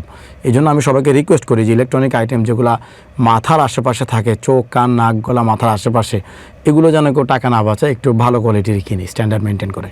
আচ্ছা, যদি আমি আমার ফোনটা সারা রাত চার্জে দিয়ে ঘুমিয়ে যাই, তো সেক্ষেত্রে কী ক্ষতি আসলে? সারা চার্জে দিয়ে ঘুমালে যদি আপনার এই ফোনটা সেই লেভেলের ফিচার্স থাকে, হ্যাঁ, আপগ্রেড ফোন হয়, তাহলে আপনি যখন চার্জটা ফুল হয়ে যাবে সে চার্জ দেওয়া বন্ধ করে দিবে, কিন্তু মানে চার্জারটা যে কানেক্ট আছে ওই কানেকশানে শুধু মানে আইকনটা শো করবে। তো যদি একদম কম দামি ফোন হয়, ওই ফিচার না থাকে, তাহলে অল্প অল্প করে আপনার ব্যাটারির যে হেলথ আছে ওটা কমাইতে থাকে, ব্যাটারি আয়ুটা কমে যায়। আর ফুটার যে বিষয় সেটা হইতেছে আপনার ফোন যদি বেশি দুর্বল হয়, ব্যাটারি যদি আগে থেকেই দুর্বল হয়, আর যদি চার্জারটা অরিজিনাল না হয়, অনেক কিছু সংমিশ্রণে ফুটতে, ব্লাস্ট হইতে, আগুন লাগতে পারে। এর সম্ভাবনা কম। 1000 এরকম কেস, 1000ও না, 5000-এ 2-1টা। আচ্ছা, এই যে চার্জারের কথা বললেন, তো চার্জার 2 টাইপের, একটা ব্র্যান্ডের অথবা অরিজিনাল, আরেকটা ধরেন লোকাল। তো 2টা দিয়ে তো চার্জ হচ্ছে, তাই আমি ব্র্যান্ডেরটা কেন ইউজ করবো বেশি টাকা দিয়ে? বছর পর বছর ব্যবহার করতে পারবেন, ব্যাটারি কোনো ক্ষতি হবে না, চার্জার অতিরিক্ত গরম হয় না এবং রেডিয়েশনের মাত্রাটা কম থাকে, নানান কারণ আছে। তো চার্জারের যে বিষয়, আপনার ফোন স্যামসাং, চার্জার নষ্ট হয়ে গেছে, আপনাদের স্যামসাং কিনতে হবে এমন কিছু না। ইন্টারন্যাশনাল অনেক ব্র্যান্ড আছে যারা সার্টিফাইড, যারা দ্বিতীয়বার আপনাকে আপনার ফোনটা সঠিকভাবে চার্জ হয় এরকম সার্টিফাইড চার্জার বিক্রি করে। সেগুলো তো বাংলাদেশে বিক্রি হয়, বেশি দামও না, সেগুলো তো আপনি কিনে নিতেই পারেন। শুধু আপনার মনে যদি এরকম থাকে, কারো মনে চার্জার নষ্ট হয়ে গেছে, দ্বিতীয়বার যেটা কিনবো আমার বাজেট থাকবে 500 টাকা, তখনই প্রবলেমটা হয়। একটা ব্র্যান্ডেড চার্জার 1000-এর নিচে সম্ভব না, কেবল সহ। আচ্ছা আচ্ছা, আর আমরা যে ওয়্যারগুলো, চার্জারের যে তার, এগুলো দেখি যে 150 টাকায় বিক্রি হচ্ছে বিভিন্ন জায়গায়, বা গলির অনেক দোকানে। তো এগুলো কি আসলে ফোনের কোনো ক্ষতি করে? জি, অনেক ক্ষতি করে। আপনাকে মানে স্ট্যান্ডার্ড মেনটেন করতেই হবে, এটাকে বলে সার্টিফাইড। সার্টিফাইড মানেই হচ্ছে ব্র্যান্ড। এখন ধরেন XYZ একটা ব্র্যান্ড, চায়না থেকে উৎপত্তি, তারা পৃথিবীর সব দেশে ডিলার নিয়োগ করে মার্কেটিং করে কেবল এবং চার্জার বিক্রি করে। কিন্তু XYZ-ই যদি কোনো অসাধু ব্যবসায়ী চায়নাতে অন্য কোনো কোম্পানিকে দেয়, গোপনে তাকে কপি বানায় দেয় সেম টু সেম। এইখানে হইতেছে প্রবলেমটা, স্ট্যান্ডার্ড মেনটেন না করায় তাদের কস্ট কাট হয়, তারা ডুপ্লিকেটটা বিক্রি করে, দেখতে বোঝা যায় না। এরকম অসাধু ব্যবসায়ী বাংলাদেশে আছে কিছু। সেই জন্য আপনাকে ওই XYZ এর যে অরিজিনালি কিনতেছেন এটা এনশিওর করতে হবে। মোবাইল ফোনের একটা রেডিয়েশন কাজ করে, তো আমরা দেখা যাচ্ছে যে সারা রাত ফোন টিপতেছি অথবা ঘুমাচ্ছি কিন্তু ফোনটা মাথার পাশে রাখা, বা অনেকে সারা রাত ফোনে থাকে, দেখবেন এখনকার জেনারেশনে কথা বলতে বলতে ঘুমিয়ে গেছি, সেও ফোনে আমিও ফোনে। তো এই রেডিয়েশনটা আসলে আমাদের স্বাস্থ্যের জন্য কতটুকু ক্ষতিকর? মানে আমি যেহেতু প্রযুক্তি বিজ্ঞান নিয়ে পড়ি নাই, আমি একটা সাধারণ বিক্রেতা, কিন্তু আমার ব্যবসাটাকে আমি ভালোবাসি, সেই সুবাদে আমার গণ্ডি পার হয়ে কিছু তথ্য নেওয়ার চেষ্টা করি নিজের জানার জন্য। সেজন্য আমি আপনাকে পুরো এক্সপ্লেন করতে পারবো না, কিন্তু যদি ফোন অথেন্টিক হয় এবং বিশেষ করে দামি ফোন যেগুলো আছে দেশের বাইরে থেকে আমি ইম্পোর্ট করতেছি, এটা রেডিয়েশনের মাত্রা খুবই কম। তারপরেও সাজেশন থাকবে মাথার কাছে রেখে না ঘুমানো, দেহের কাছ থেকে যতটুকু দূরে রাখা যায় এরকম আর কি। অনেকেরই তো মানে অনেক সবাই এফোর্ড করতে পারে না, তারপরে বলবো বিছানার পাশেও একটা ওই যে ড্রয়ার টাইপ অনেকে এফোর্ড করতে পারে, সেটা না পারলে টুল চেয়ার কিছু তো থাকে, একটু দূরে রাখা যায়। এটা আমি মেনটেন করি, আমি আমার মাথা থেকে দেহ থেকে একটু দূরে রাখি। আর রেডিয়েশনের মাত্রা আন্তর্জাতিক ব্র্যান্ডের ফোনে, অথেন্টিক ফোনে খুবই কম। আমাদের অনেক দেশীয় ব্র্যান্ড আছে, তারা এটা কতটা মেনটেন করে আমি জানি না, তবে আমাদের এরকম বুয়েটের কিছু ভাই ব্রাদার আছে, আমাদের এই চলমান আন্দোলনের সময় তারা আমাদের কিছু টেস্ট দিয়েছিল, টেস্টের রিপোর্ট দিয়েছিল আনঅফিসিয়ালি, যে বাংলাদেশে উৎপাদিত বিভিন্ন ফোন যেগুলো 50-এর নিচে, এগুলো এই মানে রেডিয়েশনের মাত্রা কন্ট্রোল করার জন্য যেই পরিমাণ একটা খরচ হয় প্রযুক্তিগতভাবে, সে কস্ট কাট করার জন্য তারা অনেক সময় রেডিয়েশনটা মেনটেন করে না। তা আমরা তো তার ভেতরে না, আমরা তো বিদেশ থেকে আনি বেশিরভাগই আমাদের দামি ফোন, ফ্ল্যাগশিপ ফোন। এগুলোতে মানবদেহের ক্ষতির যে বিষয়টা সেটা তুলনামূলক খুবই কম আমার ধারণা। আর ফোন, অতিরিক্ত ফোন ব্যবহার কি মানসিক স্বাস্থ্যের জন্য ঝুঁকি? হ্যাঁ, এটা তো একটা প্রবলেমই, তো আমার নিজেরও আছে। মানে একটু পরপর ফোন বের করতে হয়, দেখতে হয় স্টাফ যারা আছে তারা, আমার ব্যবসায়িক যে 3টা পেজ আছে, কোনো কমেন্ট ঝুলে রাখছে কিনা, ইনবক্সে অনেক মেসেজ জমে গেছে কিনা, কাস্টমার ঠিকভাবে রেসপন্স পাইতেছে কিনা, এটা একটা ফোবিয়া হয়ে গেছে, চেক করা লাগে কোনোভাবে যাতে কাস্টমারের সাথে কোনো মিসবিহেভ না হয়। এটা আমার সমস্যা বলতেছি। তো অন্য যারা ব্যবহার করে, বেশি ব্যবহার করে, তাদের কাছ থেকে তাদেরটা শুনতে পারবেন। তো এটা একটা সমস্যায়, মানে মাথায় ফোনই ঘুরে আর কি। অনেক সময় 10 মিনিট যদি ফোন না আসে, তাড়াতাড়ি ফোন বের করে চেক করে দেখি বন্ধ হয়ে গেছে নাকি সাইলেন্ট করে রাখছে। আচ্ছা আচ্ছা, নকল ফোন, রিফাবলিশড ফোন বা আইমেল সংক্রান্ত ঝামেলা, এই ধরনের জিনিসগুলো থেকে ভোক্তা কিভাবে নিজেকে দূরে রাখবে? বা একটা ফোন কিনতে গেলে আমি কিভাবে বুঝবো যে এটা না ঠিক আছে, ফোনটা আমি কিনতে পারি? এটার একটা সাধারণ কৌশল যদি আপনি বলতেন। সাধারণ কৌশল হচ্ছে কম দামে না খোঁজা। আপনাকে একটা বেসিক আইডিয়া নিয়ে যাওয়া লাগবে। একটা ফোন যখন কিনবেন, একদম লেটেস্ট একটা ফোন, এটার নাম জাস্ট এই সপ্তাহে লঞ্চ করেছে শাওমি, ওদের সাব ব্র্যান্ডের নাম রেডমির টার্বো 4 সিরিজটা মারাত্মক হিট পৃথিবীর সব জায়গাতে, যত জায়গাতে এটা ইম্পোর্ট করে চায়নার থেকে মানুষ নিয়ে যেতে পারছে। চায়নাতে লেখা আছে এটা চায়নার জন্যই তৈরি, চায়নাতেই বিক্রি। তো আমরা যেহেতু ব্যাগেজ রুলে আনি, আমরা এটা বাংলাদেশে নিয়ে বিক্রি করি। এটার নাম ফ্ল্যাগশিপ কিলার, শাওমি না, রেডমি টার্বো 4 প্রো। কিলারের কারণ এটা যে স্পেক দিছে, যে এটার বডির ম্যাটেরিয়াল, প্রসেসর, ক্যামেরা হেভি, ওটার সাথে আপনি স্যামসাংয়ের 80,000 টাকা তুলনা করতে পারেন। এইটার দাম 33,000 34,000। এই ফ্ল্যাগশিপ কিলারের পরবর্তী জেনারেশন গত সপ্তাহে লঞ্চ হয়েছে চায়না, এটার নাম রেডমি টার্বো 5। পাশাপাশি আরেকটা লঞ্চ করেছে টার্বো 5 ম্যাক্স। একদম লেটেস্ট দিয়ে আপনাকে বোঝাইতে চাইতেছি। তো এই ফোনটা বাংলাদেশে মাত্র আসছে। আমার এখন রিসেন্টলি কোনো একটা প্রতিষ্ঠান এনেছে, স্যামজন নামে যে ভাই আছে, ওনার চ্যানেলে এটা রিভিউ হচ্ছে, ফোনটা কেমন, দেখতে কেমন, ধরতে কেমন, এই টাইপ, এটাকে আনবক্সিং রিভিউ বলে। এই ফোনটা আপনি কিনবেন, আপনি ঠকতেও চান না, আবার আপনি জানেনও না। চায়নাতেই ওয়েবসাইট আছে বিভিন্ন কমার্স, প্রসিদ্ধ কমার্সে এটার চাইনিজ ইউয়ানে কত টাকা দাম দেখা যায়। এবার গুগলে ঢুকলেও দেখা যায় এটার বাস্তবে বর্তমানে বাংলাদেশের টাকার সাথে চায়নার টাকার কনভার্সন রেট কত। তো ওই প্রাইসের সাথে এটা কনভার্সন করে আপনি একটা বেসিক ধারণা পান। দেশে আনতেও তো একটা শিপিং চার্জ আছে, সেটা যোগ করেও আরেকটা বেসিক ধারণা পান। দিয়ে দেখলেন 1-2 হাজার টাকা ব্যবধান, বেশি বা কম আপনি নিলেন। হ্যাঁ, বেশি হওয়া উচিত, কেউ তো লাভ করবে। আপনি গিয়ে দেখলেন লেটেস্ট ফোন 5,000 টাকা দাম কম কোনো দোকানে, বা 4,000 টাকা কম, সেইখানে গিয়ে আপনি কিনলেন। এভাবেই তো ঠকাটা শুরু হয়। আপনি অল্প দামে ভালো যদি চান তখনই ঠকে যান। আর কপির যে বিষয়টা, হাতে গোনা কিছু ব্যবসায়ী কপি ফোন বিক্রি করে, আমরা নির্বাচনের পরপরই তাদের ব্যাপারে পদক্ষেপ নিব যেন তারা কপি ফোন বিক্রি করতে না পারে। আর আইমেক লোন নামে একটা মেসেজ সরকারের নির্দিষ্ট দুর্নীতিগ্রস্ত কিছু ব্যক্তি পুরো বাংলাদেশব্যাপী ছড়াইতে চাইতেছে, আমাদেরকে ইন্ডিকেট করে। এটা অনেকেই জানে না, একটা আইএমআই নাম্বার দিয়ে তারা নাকি 3 কোটি ফোন বানাইছে। আচ্ছা, একটা আইএমআই নাম্বার দিয়ে। এটা কিন্তু শুধু বাটন ফোন, আর বাটন ফোন আমরা বিক্রি করি না। আমাদের ইন্ডাস্ট্রিতে বাটন ফোনের কোনো সম্পর্কই নাই। আমি বাটন ফোন বিক্রি করি 10,000 টাকা দাম, নকিয়ার অরিজিনাল। এই যে 2-3 হাজার টাকা আমার বাটন ফোনগুলো দেশীয় ব্র্যান্ডগুলো সেল করে, যারা নিজেদেরকে অফিসিয়াল বলে দাবি করে, যারা দাবি করে আমরা গভর্নমেন্টকে ট্যাক্স দিই, এই লোকগুলো আবার বলে আমরা ট্যাক্স দিই না, ব্যাকেট রুলে মাল আনি, আমাদের জন্য তাদের ব্যবসা নষ্ট হয়, আমাদেরকে সরিয়ে দেওয়া হোক, আমাদের দোকানপাট বন্ধ হয়ে যাক। তারাই এক টাইমে নাম্বার দিয়ে 3 কোটি ফোন বানাইছে। অথচ যখন ডাক ও টেলিযোগাযোগের প্রধান ব্যক্তি জনাব ফয়েজ আহমেদ তৈয়ব, তিনি এটা কোনো একটা সংবাদ সম্মেলনে, কয়েকটা সংবাদ সম্মেলনে সে বলেছে কপি ক্লোন। তো ক্লোন আইএমইআই নাম্বার, ক্লোন মানে তো ক্লোন আপনারা বোঝেনি, মানে রিপ্লেস করে একই আইএমইআই নাম্বার বারবার। এটা সে একবার কাগজে কলমে একটা প্রমাণ দেখাতে পারে নাই যে এই যে 2টা আইফোন এবং আইএমইআই নাম্বার সেম, বা 2টা স্যামসাং আইএমইআই নাম্বার সেম, শুধু মুখেই বলতেছে। অথচ আমরা জানি এটা যারা দেশীয় উৎপাদনকারী আছে, যাদের পক্ষে তিনি কথা বলতেছেন, তারাই এই ফোনগুলো ক্লোন করে অতিরিক্ত আর খরচ দেওয়া লাগে না, এক আইএমইআই নাম্বারে লাখ লাখ বাটন ফোন বিক্রি করে। স্মার্টফোনে কখনো আইএমইআই নাম্বার একটা তার একটা হয় না। এই মিস মেসেজ আমরা কাস্টমারকে ক্লিয়ার করতেছি, যেখানে সরকার পক্ষ থেকে ক্লিয়ার করা উচিত ছিল।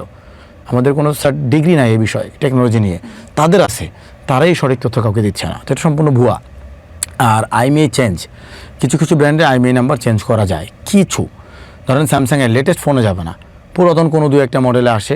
এটাও কিছু অসাধু চক্র ফোন চুরি হয়ে গেলে যেন পুলিশ খুঁজে না পায়, অনেক সময় আইএমইআই নাম্বার কেটে বিক্রি করে। সেটা কই বিক্রি করে?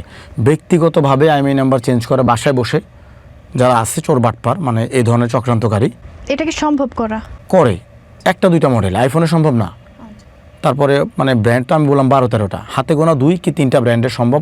আবার 2 কি 3টা মডেলের, সব মডেলও না, একটা ব্র্যান্ডের মডেল শত 3-4টা মডেলে যদি আইএমইআই নাম্বার চেঞ্জ করাও যায়, এটা তো আপনি আমাদেরকে ইন্ডিকেট করতে পারেন না যে এই দোকানগুলো আইএমইআই নাম্বার চেঞ্জ করে ফোন বিক্রি করে। না, ব্যক্তিগতভাবে বাসায় বসে তারা আইএমইআই নাম্বার চেঞ্জ করে, আবার বিক্রিও করে হচ্ছে মার্কেট প্লেসে। ফেসবুক তো আমার বাবার সম্পত্তি না, সবাই বিক্রি করতে পারে। অনলাইনে অ্যাডভার্টাইজ দিয়ে বিক্রি করে, বাসায় বসে আইএমইআই নাম্বার চেঞ্জ করে। চোর তার কাছে এনে যদি দিয়ে যায়, তারপরে সে যদি বিক্রি করে ব্যক্তিগতভাবে আরেকটা চ্যানেলে, তার মানে আইনশৃঙ্খলা বাহিনীর উচিত আগে চোরকে ঠেকানো, যেন চুরি ছিনতাই ডাকাতি না হয়। চুরি ছিনতাই ডাকাতি ঠেকাইতে না পারলে তার কাছে চোরাই ফোন আসবে না। চোরাই ফোন সে না পাইলে আইএমইআই নাম্বার চেঞ্জের যে প্রসেস, এই ব্যবসা সে কন্টিনিউ করতে পারবে না। সে যদি এই ব্যবসায় করতে না পারে, আইএমইআই চেঞ্জ না হয়, কাস্টমার কোত্থেকে কিনবে আইএমইআই নাম্বার চেঞ্জ হওয়া মাল? আমাদের ইন্ডাস্ট্রির সাথে, আমাদের সংগঠনের সাথে কোনোভাবে এটা সম্পৃক্ত না। ক্লোন এবং আইএমইআই নাম্বার চেঞ্জ এটা না। রিফারবিশড সম্ভব, রিফারবিশড আমরা সেল করি, এটা তো আমরা অ্যানাউন্স করে সেল করি। দেশের বাইরে রিফারবিশড মানে সম্পূর্ণ অথেন্টিক ফোন, সম্পূর্ণ ভালো কোয়ালিটির ফোন, এবং আমরা ওয়ারেন্টিও দিই। প্রবলেম পেলে আমরা সমাধান করে দিই। নতুন ফোনে যেমন ওয়ারেন্টি হয়, সেকেন্ড হ্যান্ডে তো ওইরকম ওয়ারেন্টি আমরা দিই। রিফারবিশড আলাদা, সেকেন্ড হ্যান্ড আলাদা। আপনি ব্র্যান্ড নিউ কিনছেন একটা ফোন 1 লাখ টাকায়, ওটা যখন বিক্রি করে দিবেন এটার নাম সেকেন্ড হ্যান্ড।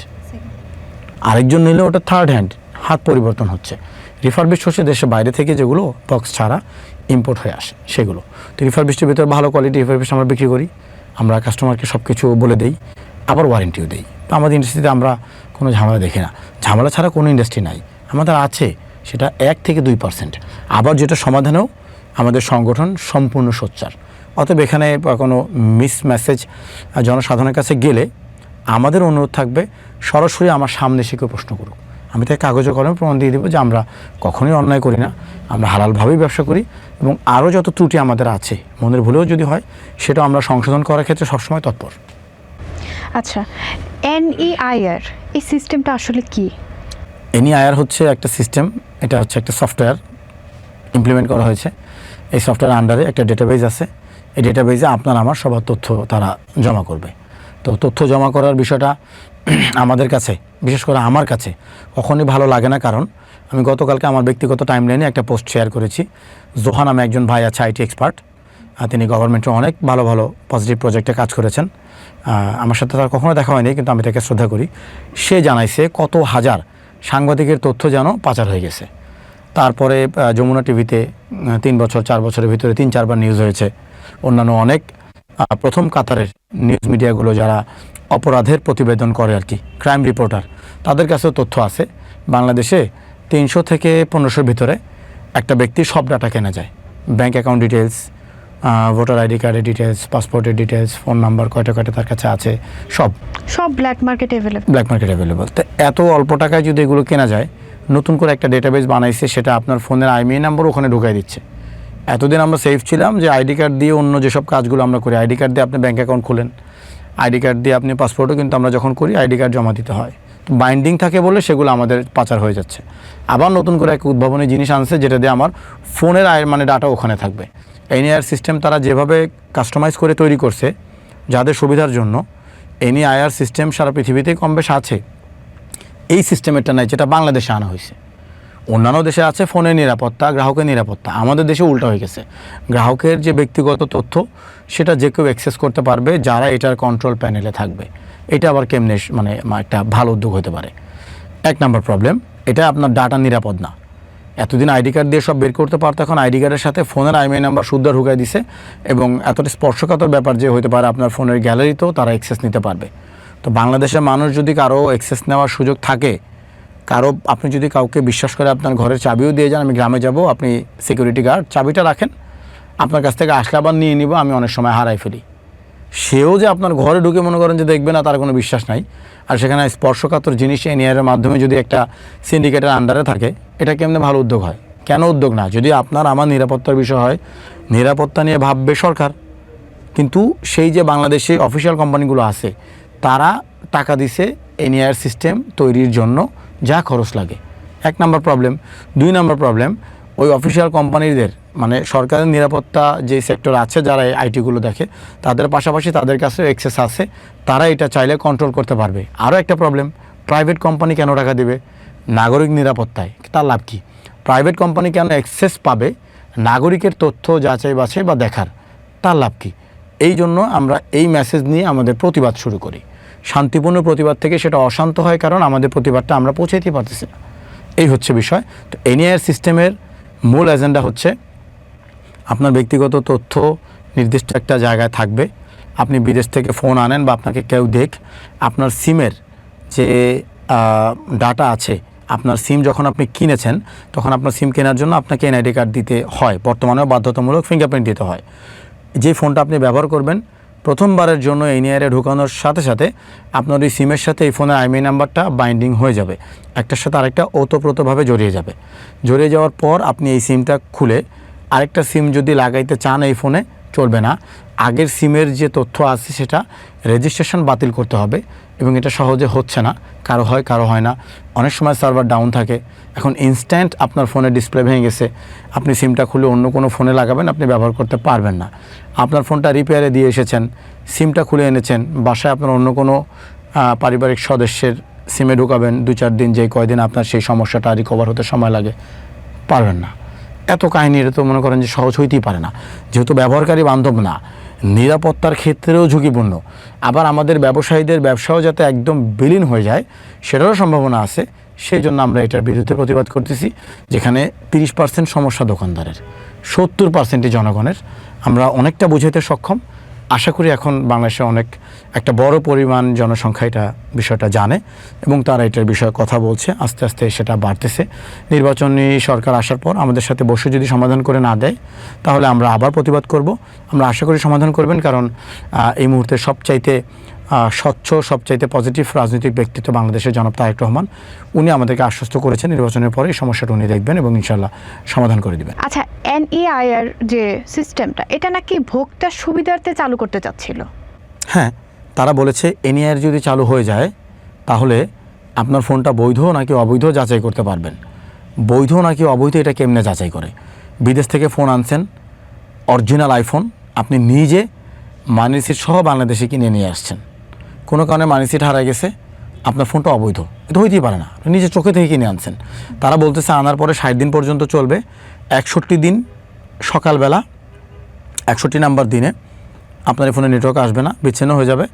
আপনাকে নির্দিষ্ট একটা ডাটা এনআইআরের জন্য যে সাইট আছে সেখানে গিয়ে অ্যাকাউন্ট খুলে আপনাকে তথ্য দেওয়া লাগবে, যেদিন বিদেশ থেকে আসছেন অ্যারাইভাল সিল, পাসপোর্টের সামনের যে ইনফরমেশন পেজ আছে সেটার ছবি আর মেমোর ছবিটা দিলে তারা রেজিস্ট্রেশন করে দিবে। এটা বলতেছে। রেজিস্ট্রেশনের জন্য তারা সময় দাবি করতেছে 3 থেকে 5 দিন। 5 দিন আপনি বসে থাকবেন? যদি আপনি স্বচ্ছ আপনার ক্যাশ মেমো, দেশের বাইরের মেমোগুলোর রং অটোমেটিক উঠে যায় 5 মিনিটে তো আসলে ফোন ছাড়া সম্ভব না। আর দেশের বাইরের যে মেমোগুলো আর বিলগুলো হয় এটা কিন্তু অটোমেটিক ওই লেখাগুলো মুছে যায় 15-20 দিন পরে। কারণ লেখা মুছে গেল, আপনি কারে এখন প্রমাণ দিবেন এই ফোনটা আপনি মালিক? অ্যারাইভাল সিলের বিষয় কখনো কখনো, আমি একদম ডিপ রিসার্চ আপনাকে বলতেছি, আমি দেশের বাইরে বহুবার গেছি, আমি জানি তাড়াহুড়ায় তারা অ্যারাইভাল সিলটা অনেক সময় একটু লেফটে যায়, ক্লিয়ার হয় না। কারণ লেফটে যাওয়া ছবি আপনি আপলোড করে দিলেন, তাদের মনে হলো যে এখানে তো ফেক, আপনার রেজিস্ট্রেশন হলো না। এরকম ভেজাল কেন থাকবে? সিম একবার আপনি আপনার ফিঙ্গারপ্রিন্ট দিয়ে কিনছেন, একবার কিনছেন, সিম লাগাবেন, ডেটাবেজে চলে যাবে, এই যে আইএমইআই নাম্বার ফোনটা এই সিমটা কানেক্ট হয়েছে, তার মানে আপনি মালিক। খুলে ফেলেন, আবার ডিসকানেক্ট হয়ে যাক, যে আবার আরেকটা সিম লাগাবে তার সিমটাও তো ফিঙ্গারপ্রিন্ট দিয়ে কেনা ভাই। তো দেশের প্রত্যেকটা মানুষের সিমই যদি ফিঙ্গারপ্রিন্ট দিয়ে বিক্রি হয় সঠিক নিয়ম মেনে, তাহলে সিম কার্ড লাগাইছেন, অপরাধী শনাক্ত হবে সিম কার্ডের মাধ্যমে। ফোনের কি সংযোগ? ওই যে বলছিলেন ব্যবহারকারী নিরাপত্তা, এরপরে যে আরেকটু পেছনে তারা দাবি করতেছে আপনার ফোনটা যদি হারিয়ে যায় আপনি সহজেই বন্ধ করে দিতে পারবেন। বন্ধ করলে ফোনটা উদ্ধার কেমনে হবে? আইনশৃঙ্খলা বাহিনী ফোন উদ্ধার করে ফোন যদি চালু থাকে, তাইলে ফোনটা চালু থাকার পর, ফোনটা ব্যবহার করার পর তারা নজরদারি করে কোন নাম্বারে ফোন যাচ্ছে, কোন নাম্বার থেকে ফোন আসতেছে। 50 জনের সাথে কথোপকথন হলে একজন যদি পায় 20-30 মিনিট কথা বলছে, তার মানে সে আপনার স্ত্রী, নাহলে গার্লফ্রেন্ড, নাহলে আম্মা। তারপর তাকে জিজ্ঞেস করে আপনি যে 50 মিনিট কথা বলেন এই ব্যক্তিকে। তাকে নরম করতে পারলো না, সে ঝাড়ি ঝুড়ি দিল বা তার সাথে কোঅপারেট করে নাই, দ্বিতীয় সূত্র তারা খোঁজে। প্রথম সূত্র পুলিশ পরিচয় দেওয়ার পর আইনশৃঙ্খলার ব্যাপার, আমি আমার পরিবারের সদস্যকে ঝুঁকিতে না ফেলি, সে বলে দিবে আমার ভাই কি সমস্যা হয়েছে আমাকে জানান। এইভাবে খোঁজা শুরু হয়। আর তারা সিস্টেম করে দিছে আপনার ফোনটা যদি চোর নিয়ে যায় আর সিম চালাতে পারবে না। সিমই যদি ঢুকাইতে না পারে, ফোন উদ্ধারের যে একটা সম্ভাবনা 100%ই নাই হয়ে যায়। আমার ফোন যদি হারিয়ে যায় আমি তো উদ্ধার করতে যাবো না, বন্ধ করতে যাবো না। তারা বলতেছে এইভাবে নিরাপত্তা, এটি তো বলতেছে আপনাকে প্রচুর মিস মেসেজ দেওয়া হচ্ছে। যদি আপনি এটা ডিরেজিস্ট্রেশন করে ফেলেন তাইলেই কেউ সিম চালাতে পারবে। তো ডিরেজিস্ট্রেশন আপনি করলেন না, পারলেন না, কোনো কারণে সার্ভার ডাউন হয়ে গেল, যে সফটওয়্যার কোম্পানি সরকারের কাছ থেকে এই কাজটা নিয়েছে, যে আইটি কোম্পানি, তাদের সার্ভার 7 দিন ডাউন থাকলো, আপনার ফোন না চোর সিম চালাতে পারবে না, পুলিশ ট্র্যাক করতে পারবে না, আপনি ফিরে পাবেন কেমনে হলো এটা? আচ্ছা ধরেন আমি একজন বিজনেস ওনার, আমার ফোনটা কোনো কারণে নষ্ট হলো, আমি রিপেয়ারিংয়ে দিয়ে আসছি।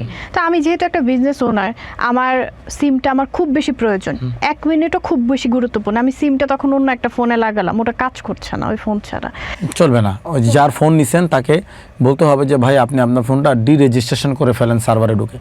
এবার ডিরেজিস্ট্রেশনের বিষয় যদি হয়, আপনি আমি জীবনে কয়বার বাংলাদেশের সরকারি বিভিন্ন কাজে, ধরেন পাসপোর্ট নিজেরটা নিজে ফর্ম ফিল আপ করা যায়, এনআইডি কার্ড সংশোধন নিজেরটা নিজে করা যায়। আপনিও শিক্ষিত, আমি শিক্ষিত, আমরা জীবনে অ্যাকাউন্ট খুলছি, জীবনে ঢুকিই নেই, আমি মানুষ দিয়ে ফর্ম ফিল আপ করে কাজ করায় ফেলি। অনেকে আমরা এটা জানি না বা আমাদের কাছে এটা একটা পেরেশানি। তো নতুন পেরেশানি দিয়ে দিল না, কেউ আপনার ফোন দিয়ে হেল্প করবে, তারে আবার আপনি বলবেন যে আগে রেজিস্ট্রেশনটা তোমার নাম থেকে কেটে পরে আমার ফোনটা দাও। এই অ্যাপ্রোচ কেমনে করবেন? আচ্ছা ওটা কাটলো, কাটার পরে আমি 1 দিন পরে রিপেয়ার শপ থেকে আমার ফোনটা নিয়ে আসলাম 1-2 দিনের মধ্যে। আনার পরে তো তখন আমি যখন আবার আমার সিমটা ডিরেজিস্ট্রেশন করে ফেলছি, সিম না, আপনি ওনার ফোনটা ওনার সিম থেকে আলাদা করছেন, তারপরে আপনার সিম ওই ফোনে কানেক্ট করছেন, এই জন্য চলছে। কিন্তু আবার যখন ওনার ফোনটা আপনি ওনাকে ফেরত দেবেন, আবার আপনাকে আপনার নাম থেকে কেটে দিতে হবে, বারবার কাটা। তো আপনার ফোনে তো আপনি আগেই আপনার সিম চালাইছেন, এটা নিয়ে কোনো প্রবলেম নাই। তাদের নিয়ম যদি সঠিক থাকে সেক্ষেত্রে আপনার ফোনটা রিপেয়ার থেকে ফিরে এলে আপনার সিম লাগালে চলবে। তাদের ভাষ্য মতে বাস্তবে এটা কোনো প্র্যাকটিক্যাল প্রুফ তারা দেয় নাই। এবং আমরা যেহেতু জানি যে বাংলাদেশের সার্ভারের ক্ষেত্রে সার্ভার ডাউন হয়ে গেছে এই মুহূর্তে, ত্রুটিজনিত যে বিষয়গুলো, এটা কত হ্যাসেল হয়। তো এত বড় এক স্পর্শকাতর বিষয়, মানুষের মিনিটে ফর্ম প্রয়োজন হয়। এটা যদি আপনি ওই যে মানে জমি অথবা বাইকের মতো আগে নাম পরিবর্তন করা, মালিকানা পরিবর্তন করার সিস্টেম রাখেন, এটা তো অনেক বড় একটা জনদুর্ভোগ হবে, এটা ব্যবহার করার জন্য তো সহজ হওয়া সম্ভব না। আচ্ছা তাহলে এই প্রবলেমটা তো আসলে ব্যবসায়ীদের থেকে বেশি সাধারণ জনগণের। হ্যাঁ, তো ওরা এত কম, মানে ব্যবসায়ীরা খুব এগিয়ে ছিল, সাধারণ জনগণ মনে হয় একটু পিছিয়ে ছিল। এরকমটা কেন? ওরা কি আসলে জিনিস নাই ছিল? কারণ আমরা তাদেরকে বোঝানোর চেষ্টা করছি। তারা যখন আমাদের কাছ থেকে শুনছে, আমাদের আন্দোলন চলাকালীন অনেক আমাদের মানববন্ধনে পুলিশ সদস্যরা এসে বিভিন্ন থানা থেকে আমাদেরকে রিকোয়েস্ট করছে যে আপনারা এখান থেকে সরে যান, রাস্তায় প্রতিবন্ধকতা হচ্ছে। আমরা তারা জিজ্ঞেস করছি যে আমরা কেন দাঁড়িয়েছি, এই বিষয়টা কি আপনি জানেন? সে বলে হ্যাঁ জানি, কোনো একটা আইন কিছু আপনাদের সমস্যা। যখন আমি সেই পুলিশ সদস্যকে এ নিয়ে আর বুঝাই বলছি, সেও স্বীকার করছে যে ভাই আমরা তো এভাবে বুঝি নাই, আপনাদের তো এটা সর্বস্তরে গিয়ে বোঝানোর ক্ষেত্রে হয়তো বা ঘাটতি আছে। আমরা দোকানদার, আমরা তো বিভিন্নভাবে মেসেজ করেছি, আমরা ভিন্ন ভিন্ন ভিডিও বানিয়েছি, হয়তো সবাই পুরো ভিডিও শুনে নেয়, 7-8 মিনিটের, এই ধৈর্য হয় না। আমরা নেক্সট লিফলেট তৈরি করে দেশব্যাপী কয়েক সপ্তাহ জুম্মার নামাজের পরে মসজিদও বিলি করব। তো সেই লিফলেটে আমরা অনেক তথ্য দিয়েছি, আস্তে আস্তে কাস্টমার এসেছে। কয়েকবার আমরা ঢাকাতে দিয়েছি, মোটামুটি অনেক মানুষ কানেক্টেড হয়েছে। তো আমরা যদি প্রপার ওয়েতে বুঝাইতে পারি তাহলে এটা বিশাল বড় বোম ফাটবে জনগণের ভেতরেই। আচ্ছা আচ্ছা, তো এনইআইয়ের যে আন্দোলনটা ছিল এটা খুব ম্যাসিভ আকারে হয়েছে পুরো বাংলাদেশে। আর আমরা যতটুকু জানি যে আপনি ওটার একজন ফ্রন্টলাইনার ছিলেন। জি। এবং ভুক্তভোগী প্লাস হচ্ছে লোকে ওইটার একটা স্ট্রাগলও ছিল। এটা যদি একটু আমাদের জানাতেন, আপনার মতন আরও ব্যবসায়ীদের প্লাস হচ্ছে লোকে সাধারণ মানুষও আপনাদের সাথে ইনভলভ হয়েছিল, তো এটার গল্পটা একটু জানি আমরা। সারা বাংলাদেশে যত মোবাইল ফোনের প্রতিষ্ঠান আছে, একবারে ঢাকা থেকে অন্যান্য ডিভিশন এবং অন্যান্য সব জেলা, এটা মেনটেন হয় হচ্ছে একটা সংগঠনের আন্ডারে। এটা হচ্ছে মোবাইল বিজনেস কমিউনিটি বাংলাদেশ। তো আমাদের এই সংগঠনের কেন্দ্রীয় কমিটি এখন পর্যন্ত বসুন্ধরা সিটি মার্কেট থেকে পরিচালনা হয়, সেটা আমি একজন কোর সদস্য। কেন্দ্রীয় কমিটির আমার হচ্ছে আন্তর্জাতিক বিশ্ব সম্পাদক যে পদটা আছে সেটা আমি ক্যারি করি। তো আমাদের এই বিষয়টা শুরু হচ্ছে, ব্যবসা তো স্থিতিশীল ছিল, কখনো বেচা কিনা কম কখনো বেশি। আর সরকার পতনের পর অনেক ব্যবসা বাণিজ্য খারাপ, যেহেতু দেশের আইন শৃঙ্খলা পরিস্থিতি কিছুটা দুর্বল ছিল আর কি। তো এর ভেতরেই হঠাৎ করে একদম মানে পরিকল্পনা করেই তারা আমাদের বিপদে ফেলার জন্যই বিটিআরসি অ্যানাউন্স করে অক্টোবর মাসে 29 তারিখে তাদের প্রেস রিলিজে লেখা থাকে এনইআরটা চালু হবে, আর যাদের প্রোডাক্ট আছে এখন স্টকে সেই আইএমআই নাম্বারগুলো যেন তাদেরকে দেওয়া হয়, তারা হয়তো বা এগুলো ওই যে তাদের ডেটাবেজে তুলে দিবে। সমস্যা হচ্ছে অনেক সাধারণ মানুষই জানে না, আমার মনে হয় আপনারাও জানেন না, বাংলাদেশে মোবাইল ফোন যে সার্ভ হচ্ছে কাস্টমারদের কাছে, ভোক্তাদের কাছে স্মার্টফোন পৌঁছে দেওয়ার যে 100% সরবরাহের যে একটা পরিমাণ, তার 70%-এর মতো আমরা পিআই ইন্ডাস্ট্রি এটা মানে ভূমিকা রাখি। আর যারা 30% ভূমিকা রাখে তাদের সাথে আলাপ করে তাদের সিদ্ধান্ত নিয়ে তাদের পরিকল্পনায় বাস্তবায়ন হয়ে গেছে, যেখানে 70% যারা সংখ্যাগরিষ্ঠ তাদের সাথে কোনো আলোচনা করা হয়নি। সেক্ষেত্রে আমরা যথেষ্ট দুশ্চিন্তাগ্রস্ত এবং আশাহত হই, কষ্টও পাই সরকারের কাছ থেকে, আমরা এমনটা চাই নাই। তখন আমরা বিটিআরসিতে যাই। এটা অনেক লম্বা বিষয়, 90 দিনেরটা আপনাকে সংক্ষিপ্ত আকারে বলছি। বিটিআরসি যাই আলোচনা করি, তারা আমাদের আলোচনায় কোনো প্রাধান্য দেয় না, কোনো সমাধান দেয় না। আমরা শান্তিপূর্ণভাবে বিটিআরসির ভবন ঘেরাও করে স্লোগান দেই, বিভিন্ন ব্যানার, ফেস্টুন, প্ল্যাকার্ড এগুলো তৈরি করে ওখানে অবস্থান নেই, আবার চলে আসি। এভাবে ধাপে ধাপে আমরা জনাব ফয়েজ আহমেদ পর্যন্ত যেতে পারি, যে ডাক ও টেলিযোগাযোগের সর্বোচ্চ ব্যক্তি। সে আমাদেরকে তার বাসায় নিয়ে আশ্বস্ত করে যে তা 3 মাস এটা পিছিয়ে দেওয়া হবে, আমাদের কাছে স্টক যেহেতু আছে স্টকগুলো সেল করে তারা আমাদের যে আমদানি নীতি আছে এগুলো একটু সহজ করে দিবে, যাতে আমাদের ব্যবসাটা বিলুপ্ত না হয়ে যায়। সে নাকি জানতো না এত বড় একটা পরিধি, এত বড় পরিসরে আমাদের ব্যবসা আছে, আমরা এতগুলো মানুষ এখানে জড়িত। মূলত আমাদের এখানে কয়েক ইন্ডাস্ট্রি জড়িত। আমাদের স্মার্টফোনের সাথে টেকনিশিয়ান আছে যাদের কাছ থেকে সাধারণ কাস্টমাররা ফোন নষ্ট হলে সার্ভিসিং করে। এখানে আছে ডিজিটাল মার্কেটিং, যারা মোবাইল ফোন ব্যবসা এবং গ্যাজেট বিজনেস যারা করে তাদের ফেসবুক পেজ মেনটেন করে, ওয়েবসাইট মেনটেন করে, বুস্টিং করে, সব ধরনের ডিজিটাল মার্কেটিং করে, এই 2টা সেক্টর। তারপরে যারা টেক রিভিউ করে তার এই ইন্ডাস্ট্রি আমাদের সাথে জড়িত 3টা।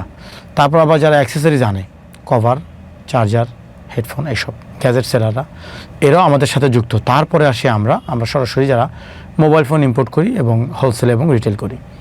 4-5টা ইন্ডাস্ট্রি মিলে আমাদের পরিবার সহ যদি আমরা বলি, যারা আমরা এই ইন্ডাস্ট্রি থেকে, এই ইন্ডাস্ট্রির আয়ের মাধ্যমে আমাদের পরিবারটা চলে, মানুষগুলোর মুখে আহার আল্লাহ ব্যবস্থা করে, এটার পরিমাণ 25 লাখ।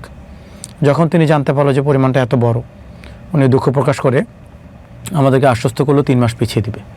তার কিছুদিন পরেই সচিবালয়ে ফাইনাল মিটিং হওয়ার কথা। ফাইনাল মিটিংয়ের পরে উনি আমাদেরকে কমিটমেন্ট দিল, সেটা আমরা গোপনে রেকর্ড করেছিলাম, ভয়েস রেকর্ড, এবং সেটাই সত্যি হলো। আমাদের রেকর্ড করার যে উদ্দেশ্যটা ছিল, সেখানে তিনি স্পষ্ট বলেছেন মার্চের 16 তারিখে চালু হবে, এবং এই মার্চের 16 তারিখ পর্যন্ত, মানে 15 তারিখ রাত 12টা পর্যন্ত কোনো নিষেধাজ্ঞা থাকবে না। যদি আপনি ফোনে ব্যবসায়ী হন বা যদি আপনি ভ্রমণকারী হন, আপনি যদি 15 তারিখ সকালে দেশের বাইরে থেকে একটা ফোন কিনে এনে 15 তারিখ রাত 12টার আগেও বাংলাদেশে এসে বাংলাদেশি কোনো সিম কার্ড সেখানে ব্যবহার করা শুরু করেন, আপনার এই ফোনটা ওই ডেটাবেজে নিবন্ধন হয়ে যাবে অটোমেটিক, আর কখনো বিচ্ছিন্ন হবে না। আর কখনো আপনার এই ফোনটা নেটওয়ার্কে কানেক্টেড থাকার জন্য কোনো শর্তও থাকবে না। হঠাৎ 2 মাস পরে কোনো পেপারস চাইবে কিছু না, ট্যাক্স দাবি করবে এমনও কিছু না, এটাকে বলে গ্রেস পিরিয়ড।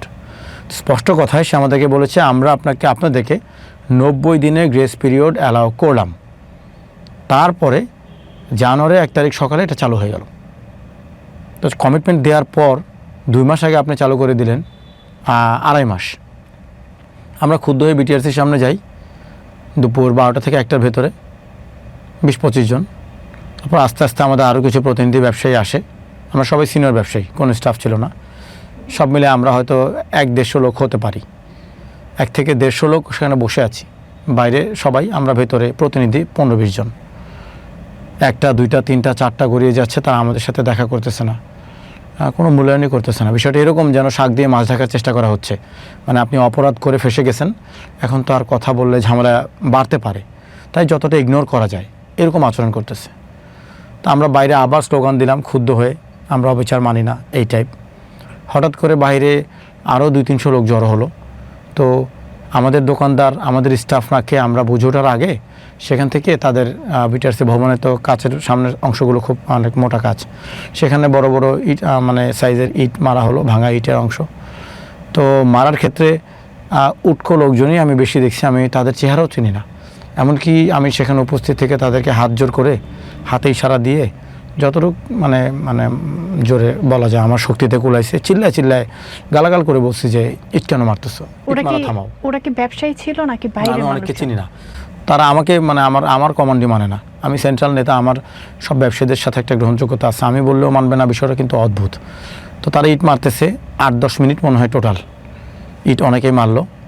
তো বুঝাইতেছি বোঝা না, আর অনেককেই চিনি না, বুঝতেও পারতেছি না, সব কিছু মিলায় খুব ক্লান্ত। তারপর আমরা ওই ভাঙাচোরার পর আমরা কিন্তু সেখানে দাঁড়িয়ে আছি, টুকটাক অনেক লোক কমে গেল। আমরা দাঁড়িয়ে থাকার কারণে আমরা তো কিছু করি না, আমাদের না মনে ওটা আসেই নাই, যেহেতু চোরের মনে পুলিশ হওয়া উচিত। হঠাৎ করে আর্মি ওনারই ফোন দিয়ে আনাইছে বিটিআরসি কর্মকর্তারা, আমরা তাদেরকে অবরুদ্ধ করে রাখছিলাম যে আমাদের এটা সমাধান না হলে আমরা আপনাকে বের হতে দিব না। এইটা ছিল আমাদের স্টেপ দরজার সামনে। যখন ইট পাটকেল মারা হলো, আবার লোকগুলো টুকটাক বিলীন হয়ে গেল। এখন যারা আছে আবার সবাইকে চিনি, তো যেহেতু সবাইকে চিনি তার মানে আমরা রাস্তায় দাঁড়িয়ে আছি। বিটিআরসির রাস্তাটা অনেক চওড়া, রাস্তার এখানে মাঝখানে একটা আইল্যান্ড আছে, সেখানে কেউ বসে আছে, দাঁড়িয়ে আছে। ওখানে আমরা যেহেতু সকাল থেকে না, বাদাম, বুট, ঝালমুড়ি, পানি এরকম অনেক কিছু আসছে, ওখানে আমরা টাইম পাস করতেছি। হঠাৎ করে আর্মি আর পুলিশ এসে দৌড়ানি দিছে। যে ভয় পাইছে সে তো দৌড়াইছে, আর যে ভয় পায় নাই, কিছু করার নেই, সে কেন দৌড় দিবে? লাঠি উঁচু করলে অনেকে ভয় পায়, সেই ভয়ে আমরা একটু ছত্রভঙ্গ হয়ে যাই। আমাদের ব্যবসায়ীদের ধরে নিয়ে রাস্তায় দাঁড়িয়ে জিজ্ঞেস করছে, মানে ধরেন এসে হঠাৎ করে ঘাড়ে বা করলারে শার্টেই ধরছে, গ্রেফতার টাইপ একটা আচরণ করছে। তারা ভয়ে বলছে যে আমাদের কেন ধরতেছেন, আমরা তো ব্যবসায়ী। বলতেছে ফোনটা বের করেন। ফোন বের করে ফোনের হোয়াটসঅ্যাপ গ্রুপে আমাদের মানে যে সংগঠন আছে, সেটা তো হোয়াটসঅ্যাপে ব্যবসায়ীদের গ্রুপ আছে, যার ফোনে গ্রুপ পাইছে, গ্রুপ অ্যাক্টিভিটি আছে, তাকে ধরে নিছে। আমরা হোয়াটসঅ্যাপে গ্রুপ আছে, এটা পুলিশ আর আর্মি কেমনে জানলো? বিষয়টা অদ্ভুত, আমি এখনও জানি না। ফোন বের করে গ্যালারি চেক করতে পারে, ডায়াল লিস্টে কাকে ফোন দিয়েছে চেক করতে পারে, হোয়াটসঅ্যাপে ঢুকে হোয়াটসঅ্যাপ গ্রুপ চেক করা, বিষয়টা খুবই আজব। আমি জানি না এটা কীভাবে হয়েছে, কে ষড়যন্ত্র করছে। হোয়াটসঅ্যাপ গ্রুপে যার ফোনেই হোয়াটসঅ্যাপে আমাদের এই ব্যবসায়ীদের গ্রুপ পাইছে, তাদেরকে পুলিশ ধরে নিয়ে গেছে। চা খাওয়ার ভেতর থেকেও অনেকে স্মোকিং করে, একসাথে 2-3 জন দাঁড়িয়ে স্মোক করতেছে, আড্ডা টাইপ।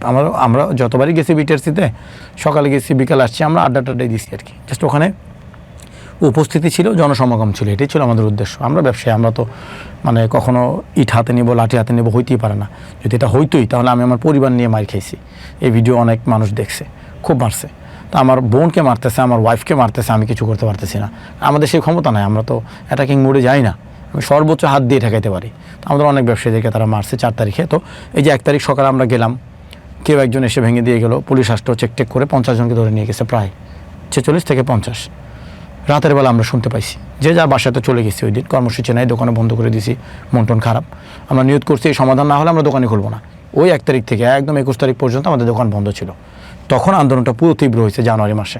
বাকি 2 মাস আমরা ভিখারির মতো সাহায্য চাইছি বিভিন্ন মন্ত্রণালয়, একদম নিয়মতান্ত্রিকভাবে চিঠি পাঠাইছি, বিস্তারিত সমস্যা লিখে, খারাপ দিক, ভালো দিক, ব্যবসায়ীদের খারাপ দিক, জনগণের খারাপ দিক, এই আর কি। আমরা বলছি সংশোধন করেন, স্থগিত করে এটা সংশোধন করে এটার ফরম্যাটটা চেঞ্জ করেন, আমরাও মালগুলো বিক্রি করার সুযোগ পাই, আর আপনারা ঝামেলাগুলো ক্লিয়ার করে দেন, আমরা ব্যবসা করি। অনেক গভীর ঝামেলা আছে মোবাইল ফোন ইম্পোর্টের ক্ষেত্রে। আপনি চাইলেও যত টাকার মালিক হন, মোবাইল ফোন বাংলাদেশে আনতে পারবেন না। এটা অনেক মানুষকে তারা জানাইতেছে না, সেই দুর্নীতিগ্রস্ত মহল, একটা মহল। তো বিষয় হচ্ছে, যখন আমরা চলে গেলাম, সবাইকে ধরে নিয়ে গেলো, জানতে পারলাম, তখন আমাদের নতুন আরেক অধ্যায় শুরু হলো আদালত। আমরা আইনজীবী ধরলাম, বিভিন্ন সাধারণ যে স্টাফ আমাদের আছে, তাদের বাবা আছে, কারো স্ত্রী আছে, নতুন বিয়ে করছে, কারো মা নাই, কেউ ওই যে তাদের পরিবারের সেই একজন উপার্জনক্ষম, একজন তো আছে যার মায়ের ক্যান্সারই, একটা যাত্রাবাড়ি একটা ছেলে। আমরা চাইছিলাম ভিডিওটা দিব, নিজে থেকে দেই নাই। তো তার মার থেরাপি দেওয়া লাগে, মনে হয় মাসে 1-2 বার, বেশ কষ্টই হয়। ওরও ধরে নিয়ে গেছে। এক ছেলে পথচারী, সে পথচারীটি ইনসিডেন্টটা আরেক জায়গা থেকে, কারণ বাজারে যাক। তো বিটিআরসি থেকে যাদের ধরে নিয়ে গেছে তাদের নানান রকম প্রবলেম আছে, প্রবলেম ছাড়া কোনো মানুষ নাই। তো কারো কোনো প্রবলেম তোয়াক্কা না করে তাদেরকে দিয়ে দিছে ভাঙচুর মামলায়, রাষ্ট্রদ্রোহী মামলায়। এমন কঠিন মামলা দিছে আমাদের ব্যবসায়ীদেরকে, আমরা জীবনে কখনো থানা পর্যন্ত যারা যায় নাই তারা সরাসরি কারাগারের পরিবেশ তো অনেকেই জানান আপনারা, নির্দিষ্ট খাবারের স্বাদ নাই, তারপরে অনেক নেশাগ্রস্ত লোকজন, অনেক খুনি সন্ত্রাসী তাদের সাথে এক রুমে থাকায় মারাত্মক কষ্ট। ওটা জাহান্নামের থেকে কম না তাদের মুখে, যে আমরা শুনছি। আমরা চেষ্টা করবো এটাও কাস্টমার মানে সবার সামনে তুলে ধরার জন্য। তো বিষয় হচ্ছে, তাদেরকে ধরে নিয়ে গেল, আমরা ছাড়ানোর চেষ্টা করতেছি, উপরমহল থেকে ছাড়াইতে দিবে না, যেন জামিন না হয়, এরকম মেসেজ আমরা পাইতেছি আইনজীবীদের মাধ্যমে। তাই এত কঠিন করে রাখছে। তার মানে তারা চাচ্ছে, গত বছর জুলাইতে আমরা যা দেখছি, কণ্ঠরোধ করা, সঠিক কথা বলতে দেওয়া যাবে না, যে কোনোভাবে হোক তাদেরকে থামাইতে হবে, এইরকম। তো বিটিআরসির ঝামেলা চলে গেল, আমরা আইনজীবীর পেছনে দৌড়াইতেছি, নতুন করে আমরা কিভাবে আমাদের প্রতিবাদ চালু রাখবো চেষ্টা করতেছি। সেই সময় আমাদের যারা সিনিয়র ছিল, যারা সেদিন অনেকে উপস্থিত ছিল না, ওই ইনসিডেন্টেই ছিল না, এইরকম 8 জনের নামে মামলা দিয়ে 600 জন অজ্ঞাতনামা দিয়ে দিছে। তার মানে যে কাউকে তারা ধরতে পারে যারা মোবাইল ব্যবসার সাথে সম্পৃক্ত। আর যে 8 জনের নামে দিছে তারা আমাদের সিনিয়র নেতৃবৃন্দ, একজন সিলেটের, একজন চট্টগ্রামের, বাকি 6 জন ঢাকার। তাদের অনেকেই ওই ইনসিডেন্টের সময় ওই দিন যায়ই নাই 1 তারিখে। কত বড় মিথ্যা মামলা। তো তাদেরকে দিয়ে দিল, দেওয়ার পরে তারা নিজের মানে এই যে আপনার অবৈধভাবে গ্রেফতার, এই জিনিসটার ভয়ে তারা সামনে আসা কমায় দিল। আর একরকম পরিস্থিতির কারণে আমার সামনে চলে আসার বিষয়টা চলে আসছে। সামনে আসছি, মানুষ সাহস দিছে, আমার মাধ্যমে অনেক দোকানদাররা, অনেক তরুণ ব্যবসায়ীরা সাহস পাইছে। আমরা আরও উদ্যমে আগাইছি। যা না হয়েছে 2 মাসে গ্রেফতারের পর, আমি সামনে আসার পর, বাকিদের সাহস আমি পাওয়ার পর, আমার নেতৃত্বে আরও বেশি চরম এটা হয়েছে। 4 তারিখে আমরা সিদ্ধান্ত নিয়েছি আমরা আমাদের পরিবার সহ রাস্তায় নামবো। কারণ আমাদের প্রতিষ্ঠান যেতে, এটাই আমাদের আয়ের উৎস, এটা থেকেই তো আমি আমার বউ বাচ্চাকে চালাই, আল্লাহ তো এই উসিলাই সবাইকে দেয়। তা আমার পরিবার যদি এখান থেকেই খায়, সেই পরিবার নিয়ে যদি রাস্তায় নামতে হয়, ওই সিচুয়েশনের আগে তো আমার আরেকবার রাস্তায় পরিবার সহ নেমে আকুতি মিনতি করা উচিত মানুষের কাছে। যদি আমরা এটা বুঝাইতে পারি যে আমি শুধু একা না, আমার সাথে আমার পরিবার আছে, আমার সাথে আমার বাচ্চারা আছে, যাদের পুরো জীবনটা এলোমেলো হয়ে যাবে এই এনএআই সিস্টেমের নামে যদি আমাদের ব্যবসাটা বন্ধ করে দেয়। তখন প্রশাসনকে কোনো কালো হাত এমন ইনফ্লুয়েন্স করছে, তারা স্ত্রী সন্তানের গায়েও হাত তুলছে, খুব মারছে। তারপরে তারা কি মহিলাদের গায়েও আসলে হাত তুলেছে? হ্যাঁ, আসলে মানে 7 থেকে 8 জন মহিলা ইনজিওর হয়েছে। আমরা চাইলেই সেগুলো হয়তোবা মানে মামলার দিকে আগাইতে পারতাম, পুলিশের বিরুদ্ধে মামলা করতে পারতাম, কেন লাঠিচার্জ চললো। কিন্তু আমাদেরও অত মানে ঝামেলা আমরা পছন্দ করি না। আমরা আল্লাহর কাছে বিচার দেওয়া ছাড়া, আর যদি আসলে দেশের কোনো মহল দেশের ব্যবসায়ীদের ভালো চায়, যেহেতু একটা দেশের চালিকা শক্তিতে ব্যবসায়ীদের ভূমিকা অন্যতম, তাদেরকে যদি কেউ ভালো না চায়, তার মানে তো সে দেশেরই ভালো চায় না। তো এই জন্য আমরা আর ওই ঝামেলায় যাই নাই, সেটাও সহ্য করছি। সেদিন খুব মারছে, অনেক মানুষ ইনজুর হয়েছে, হাসপাতালে ভর্তি হয়েছে। একটা ছেলেকে কাছ থেকে বুলেট মারা হয়েছে, তারা বলতেছে রাবার বুলেট, ডাক্তার বলতেছে এটা একটা লোহার অংশ ভেতরে ঢুকে গেছে। ওই ভিডিও ফেসবুকে আসছে, একদম মানে ফুটা হয়ে গেছে, তো বেশ রক্ত ঝরছে, মূর্ছ অবস্থায় ছিল। আমরা ব্লাড দিছিলাম, আল্লাহ হায়াতে রাখছিল, সেই ছেলেটা বাঁচছে। তো সেই ভিডিও এখানে আছে। আমার এক ব্যবসায়ী ভাই, ওর নাম শরীফ, ও বেশি দিন মোবাইল ব্যবসা করে না, 1-2 বছর, তেমন আর পরিচিতি নাই, কিন্তু আমাদের দুঃখটাও হয়তো নিজের বুকে ধারণ করতে পারছে। ওর পরিবার নিয়ে আসছে, ওর স্ত্রী সম্পূর্ণ পর্দা করে, ওর বাচ্চা 2টা না 3টা যেন, তো একটা তো কোলের বাচ্চা, 2 বছরের মেয়ে বাচ্চা, ওরে কোলে নিয়ে রাখছে। আর ওই যে আমাদের অনেক সকালবেলা যখন আমরা আসছি, ওই দিন 1 তারিখে তো বিটের থেকে গ্রেফতার করলো, আর 4 তারিখে আমরা রাস্তায় দাঁড়াবো নিয়োগ করছি পরিবার নিয়ে। সকালেই পুলিশ অ্যালার্ট হয়ে গেছে, সকাল সকাল তারা চলে আসছে। বসুন্ধরা সিটি মার্কেট আমাদের মার্কেট, এইটার পাশে, এটার সামনে লোকজন এসে দাঁড়াইছে, মার্কেটের দরজা খুলে 11টায়, আমরা চলে আসছি 8টা 9টায়, যারা সিনিয়র আছি বাকিদেরকে দিক নির্দেশনা দিব। এবং আমাদের উদ্দেশ্য মানববন্ধন, রাস্তার কোনায় দাঁড়ানো, রাস্তাও প্রতিবন্ধকতা করা না, রাস্তার কোনা থেকেই মনে করেন যে 4-5 জনকে গাড়িতে উঠাইছে পুলিশের যে প্রিজন ভ্যান আছে। এই আগে ওই ছেলেটা শরীফ ওর বাচ্চা কোলে, বাচ্চা নিয়ে আসছে, সামনে গিয়ে বলতেছে এদেরকে কেন ঢুকাইছেন? আমরা কী করছি? আমরা তো এখনও আমাদের প্রতিবাদ যে কর্মসূচি শুরুই করলাম না, এদেরকে গাড়ি থেকে নামান। ওরা নামাবে না, ও গাড়ির সামনে দাঁড়ায় আছে, গাড়ি ওর গায়ে দিয়ে চলে যাওয়ার একটা এরকম একটা স্টেপ নিছে, এরকম ভয় দেখায় না ওই টাইপ। তারপরে মনে হয় ভয়ে আতঙ্কে বা ধাক্কায় পড়ে গেছে, কিন্তু বাচ্চাকে বুক থেকে ছাড়া নেই, ওরে হাত ধরে পা ধরে টানে ছেঁচড়াইছে, পাঞ্জাবির কিছু অংশ কাপড় যেহেতু চিরিটিরে হয়তো বা গেছে, তো বেশ টানছে।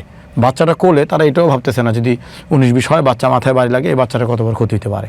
তো এই রকম আগ্রাসী একটা মনোভাব, এটা কার মাধ্যমে হতে পারে? আর সে যে পুলিশকে এরকম আগ্রাসী মনোভাব করতে বাধ্য করছে, সে কীভাবে দেশের জন্য যোগ্য হয় সেটা তো আমরা বুঝতে পারি না।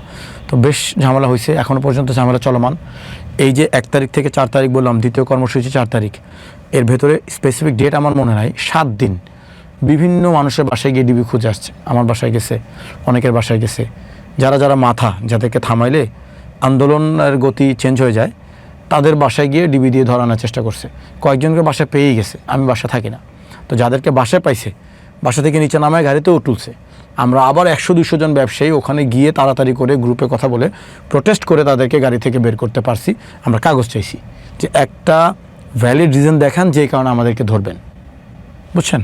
কোনো ভ্যালিড রিজন নাই, লোক মুখে। তারপরে সেই ডিবির যেই ব্যক্তিরা, যে অসাধু ব্যক্তিরা এরকম একটা ফালতু সিদ্ধান্তে নিজেদের টিম নিয়ে চলে আসছে ধরতে, তারা হটে যেতে বাধ্য হয়েছে। 4 জনকে, 4টা টিমকে ভিন্ন ভিন্ন 3-4 দিনের রাতে 12টা-1টায় আমরা ধরা থেকে বাধাগ্রস্ত করছি।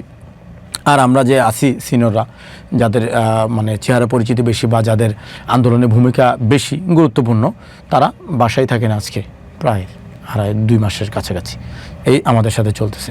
তো এই পুরো বিষয়টা আমরা যেই পরিমাণ কষ্ট করতেছি, আমরা যেই পরিমাণ একটা জাহান্নামের জীবন নিয়ে নিছি, আসলে এটা দেশের স্বার্থেই এবং দেশের নিরাপত্তার স্বার্থেই। দেশের নিরাপত্তা যদি ঠিক হলে আমার ব্যবসাও বেঁচে যায়, তাহলে তো একসাথে দুইটাকে মার্জ করেই কথা বলতে হবে। আমি তো বারবার আমার কথা বলে ভিকটিম সাজার কোনো প্রয়োজন নাই, এটা প্রত্যেকটা জনগণের দরকার। এই ন্যায়ের সিস্টেমে একটা রিক্সাওয়ালার বাটন ফোনও কিন্তু ওই রেজিস্ট্রেশন ডিরেকশন আন্ডারে চলে যাবে, কারণ একটা মোবাইল মানে একটা আইএমইআই নাম্বার, একটা আইএমইআই নাম্বার মানে এই ন্যায়ের।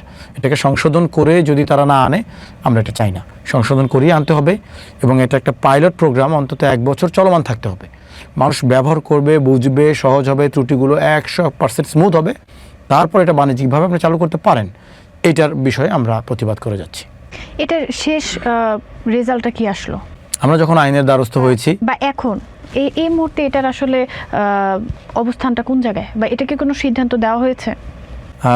মহামান্য আদালত এই পুরো বিষয়টা পর্যালোচনা করে দেখেছে যেটা আসলেই প্রবলেম।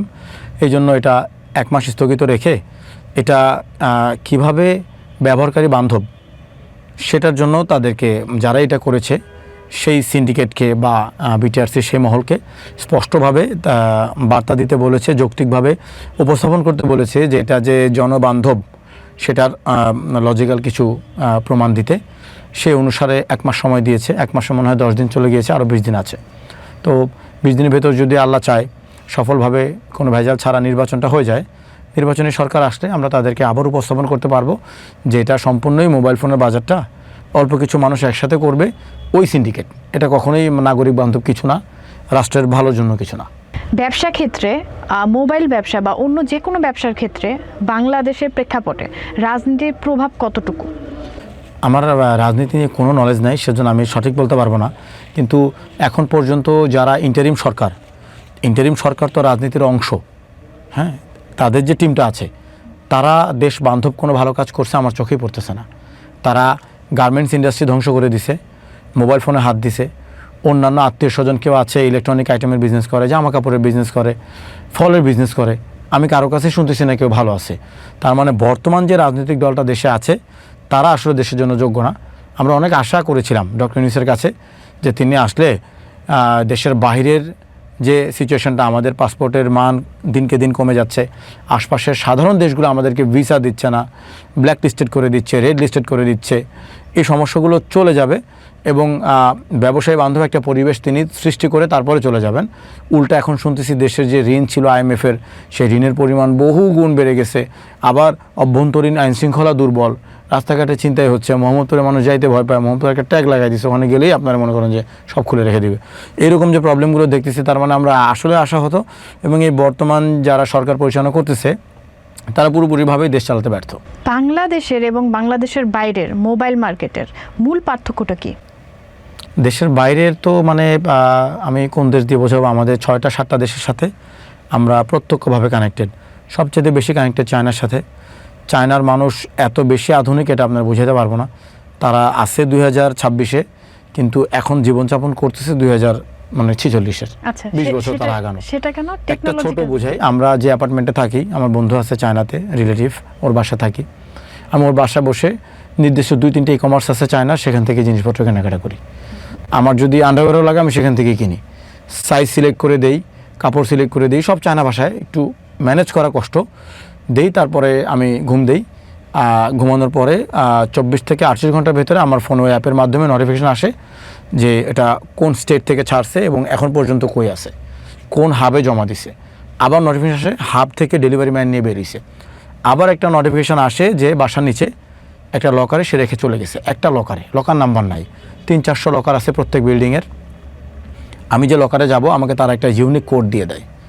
এই ইউনিক কোডটা, এটা একটা কিউআর। আমি ওই স্ক্রিনে গিয়ে ওই অ্যাপের মাধ্যমেও স্ক্রিনে শুধু ধরবো, স্ক্রিনে সবসময় কিউআর উঠে থাকে। আমি যখন আমার ফোন দিয়ে ওই নির্দিষ্ট অ্যাপের মাধ্যমে স্ক্যান করব, 300টা ড্রয়ার থেকে আমার নির্দিষ্ট ড্রয়ারটা খুলবে। কিন্তু কোনটা এটা কোথাও নাই, মানে বক্সের কোনো গায়ে নাম্বার নাই। ওই নির্দিষ্ট একটা ড্রয়ারই খুলবে, ওইখানে শুধু আমার মালটাই আছে। যে কেউ আসুক, কিউআর তো সারাদিন থাকে, আপনি ধরলেও কিউআরটি স্ক্যান করতে পারবেন। আপনার অ্যাপের মাধ্যমেও যদি কোনো পেন্ডিং আইটেম থাকে শুধু দরজা খুলবে, পেন্ডিং আইটেম না থাকলে মেসেজ দিবে যে আপনার এটার সাথে কোনো আইটেম নাই। এই যে প্রতিদিন লক্ষ লক্ষ ইউনিট তারা সেল করে, লক্ষ বলতেছি মানে প্রতিদিন গড়ে চায়নাতে ডেলিভারির যে বিষয় 70-80 লক্ষর কম না। তো চায়নার ছোট বড় হাজারটা কোম্পানি আছে, ডেলিভারি কোম্পানি, তারা এই রকম কিউআর বক্সের বিজনেস করে। এবং এই বক্সগুলো সব কন্ডোমিনিয়ামের বড় বড়, যেখানে মানে 200-300 ফ্যামিলি থাকে, এরকম বড় বড় কন্ডোমিনিয়ামের বাইরে দেয়া থাকে। সেই বক্সের ভেতরে কিউআর স্ক্যান করে যার যেই জিনিস অর্ডার ছিল সেই জিনিসটা ওখান থেকে পেয়ে যায়। কখনো মিস্টেক হয় না। আপনি যদি 1-2 মাসের জন্য দেশে বাইরেও চলে যান, স্ক্যান করে সেখান থেকে অটোমেটিক নিয়ে নিতে পারবেন। এবং যদি নাও চান, অ্যাপের মাধ্যমে রিটার্ন পলিসি দিলে ওই বক্স থেকে নিয়ে গিয়ে আপনার অ্যাকাউন্টে আপনার টাকাটা আবার সসম্মানে ফেরত দেয়। এবার আসি ফল। যেহেতু আমি যাই, আমার তাজা ফল খেয়ে অভ্যাস আছে, বিশেষ করে ডাব আমি খাই। ডাব অর্ডার দেওয়ার জন্য একটা স্পেসিফিক টাইম আছে। ফল আপনি সারাদিন সারারাত পাবেন না, ওটা নির্দিষ্ট সময়ের ভেতরে, বিশেষ করে সন্ধ্যার আগ পর্যন্ত অর্ডার দিয়ে দিবেন। এবং তারা এতটাই তাজা দেয়, সব জিনিস 1-2 দিন সময় নেয়। শুধুমাত্র খাবার আইটেম যদি দেন, সেটা একেবারে আমাদের ফুড পান্ডার মতো 30 থেকে 50 মিনিটের ভেতরেই দিয়ে দেয়। একেবারে তাজা ফ্রেশ জিনিস দেয়। আর ইনস্ট্যান্ট একটা নির্দিষ্ট সময় পরে, সন্ধ্যার পরে রাত হয়ে গেলে এই খাবার আইটেমগুলো তারা অর্ডার নেয় না, যেটা তারা ফ্রেশ দিতে পারবে না সুপার মার্কেট যখন বন্ধ হয়ে যায়, এই টাইপ। তো এরকম 1-2টা বললাম আপনাকে, আরও 50টা এক্সাম্পল আছে। চায়না এত আধুনিক। তো আপনি বলেছেন পার্থক্য, চায়নার সাথে আমাদের কালচারে পার্থক্য আছে, নৈতিকতার পার্থক্য আছে, অ্যাডভান্টেজে পার্থক্য আছে। তারা যেই পরিমাণ মানে ডিজিটালাইজ করে তাদের জীবনযাপন করে, পার্থক্য আছে। আবার ভালো দিকও আছে। আমরা যে চাকরির পর, ব্যবসার পর রাতে পরিবারকে সময় দেই, আড্ডা দেই, এটা আমাদের ভেতরে যে একটা আবেগ কাজ করে, অন্যান্য উন্নত দেশে আবেগের পরিমাণ খুবই কম। তারা খুবই যান্ত্রিক জীবনযাপন করে। আমরা দোকান বন্ধের পর, আমি দেশে বাইরে গেলে আমার কাজের পরে আমার কতক্ষণ পর্যন্ত আমি আমার রুমে ঢুকবো, ঢুকে মোবাইল ফোন গুতাগুতি করে ঘুমিয়ে না যাব, এটার একটা আকর্ষণ কাজ করে। আর দেশে যদি আমাকে বলেন আপনি রাত 2টা পর্যন্ত বাইরে থাকতে হবে, আমার ওয়াইফ যদি ক্যাচর না করে, আমি 2টা পর্যন্তই কোনো না কোনো সার্কেলের সাথে বসে আড্ডা দিয়ে একদম ফুরফুরা মেজাজে ঘরে যেতে পারবো। তো প্রবলেমও আছে, ভালো দিকও আছে।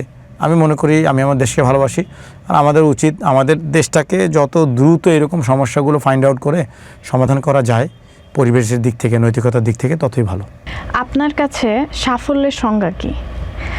সাফল্যের সংজ্ঞাটা কি প্রভাব, টাকা পয়সা, নাকি পরিবর্তন? ইসলাম যা বলে তাই। তারাই সফল যারা শারীরিকভাবে সুস্থ আছে, তারাই সফল যারা হালাল ইনকাম করতে পারে, এটাই।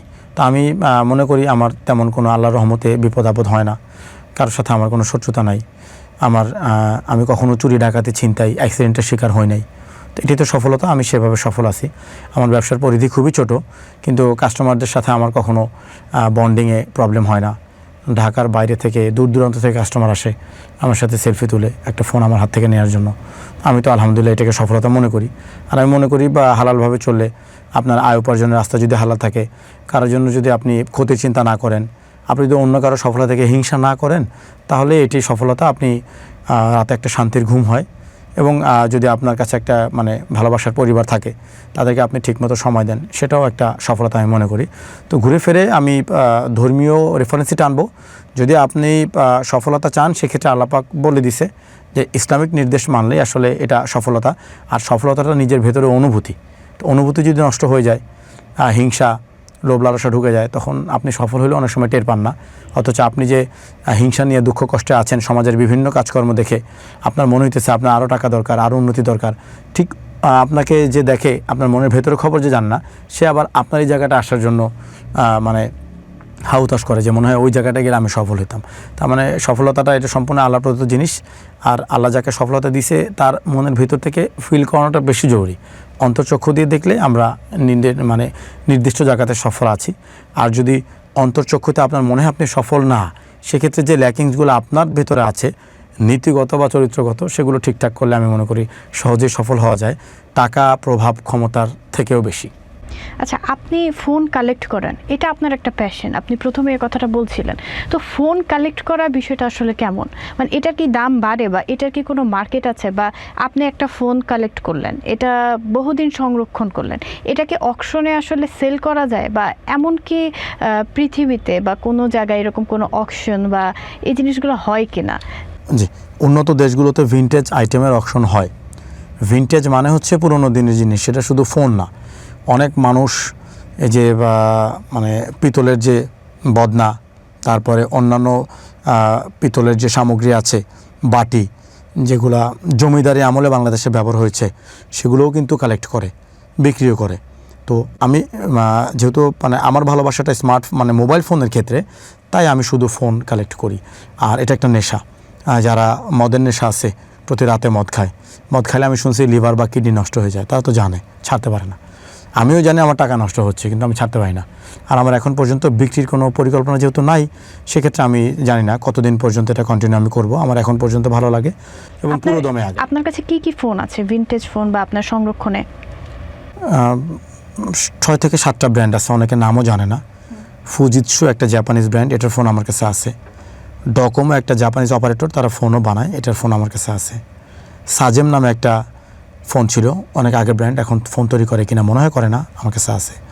নকিয়ার বহু ফোন আছে, সনি এরিকসনের বহু ফোন আছে।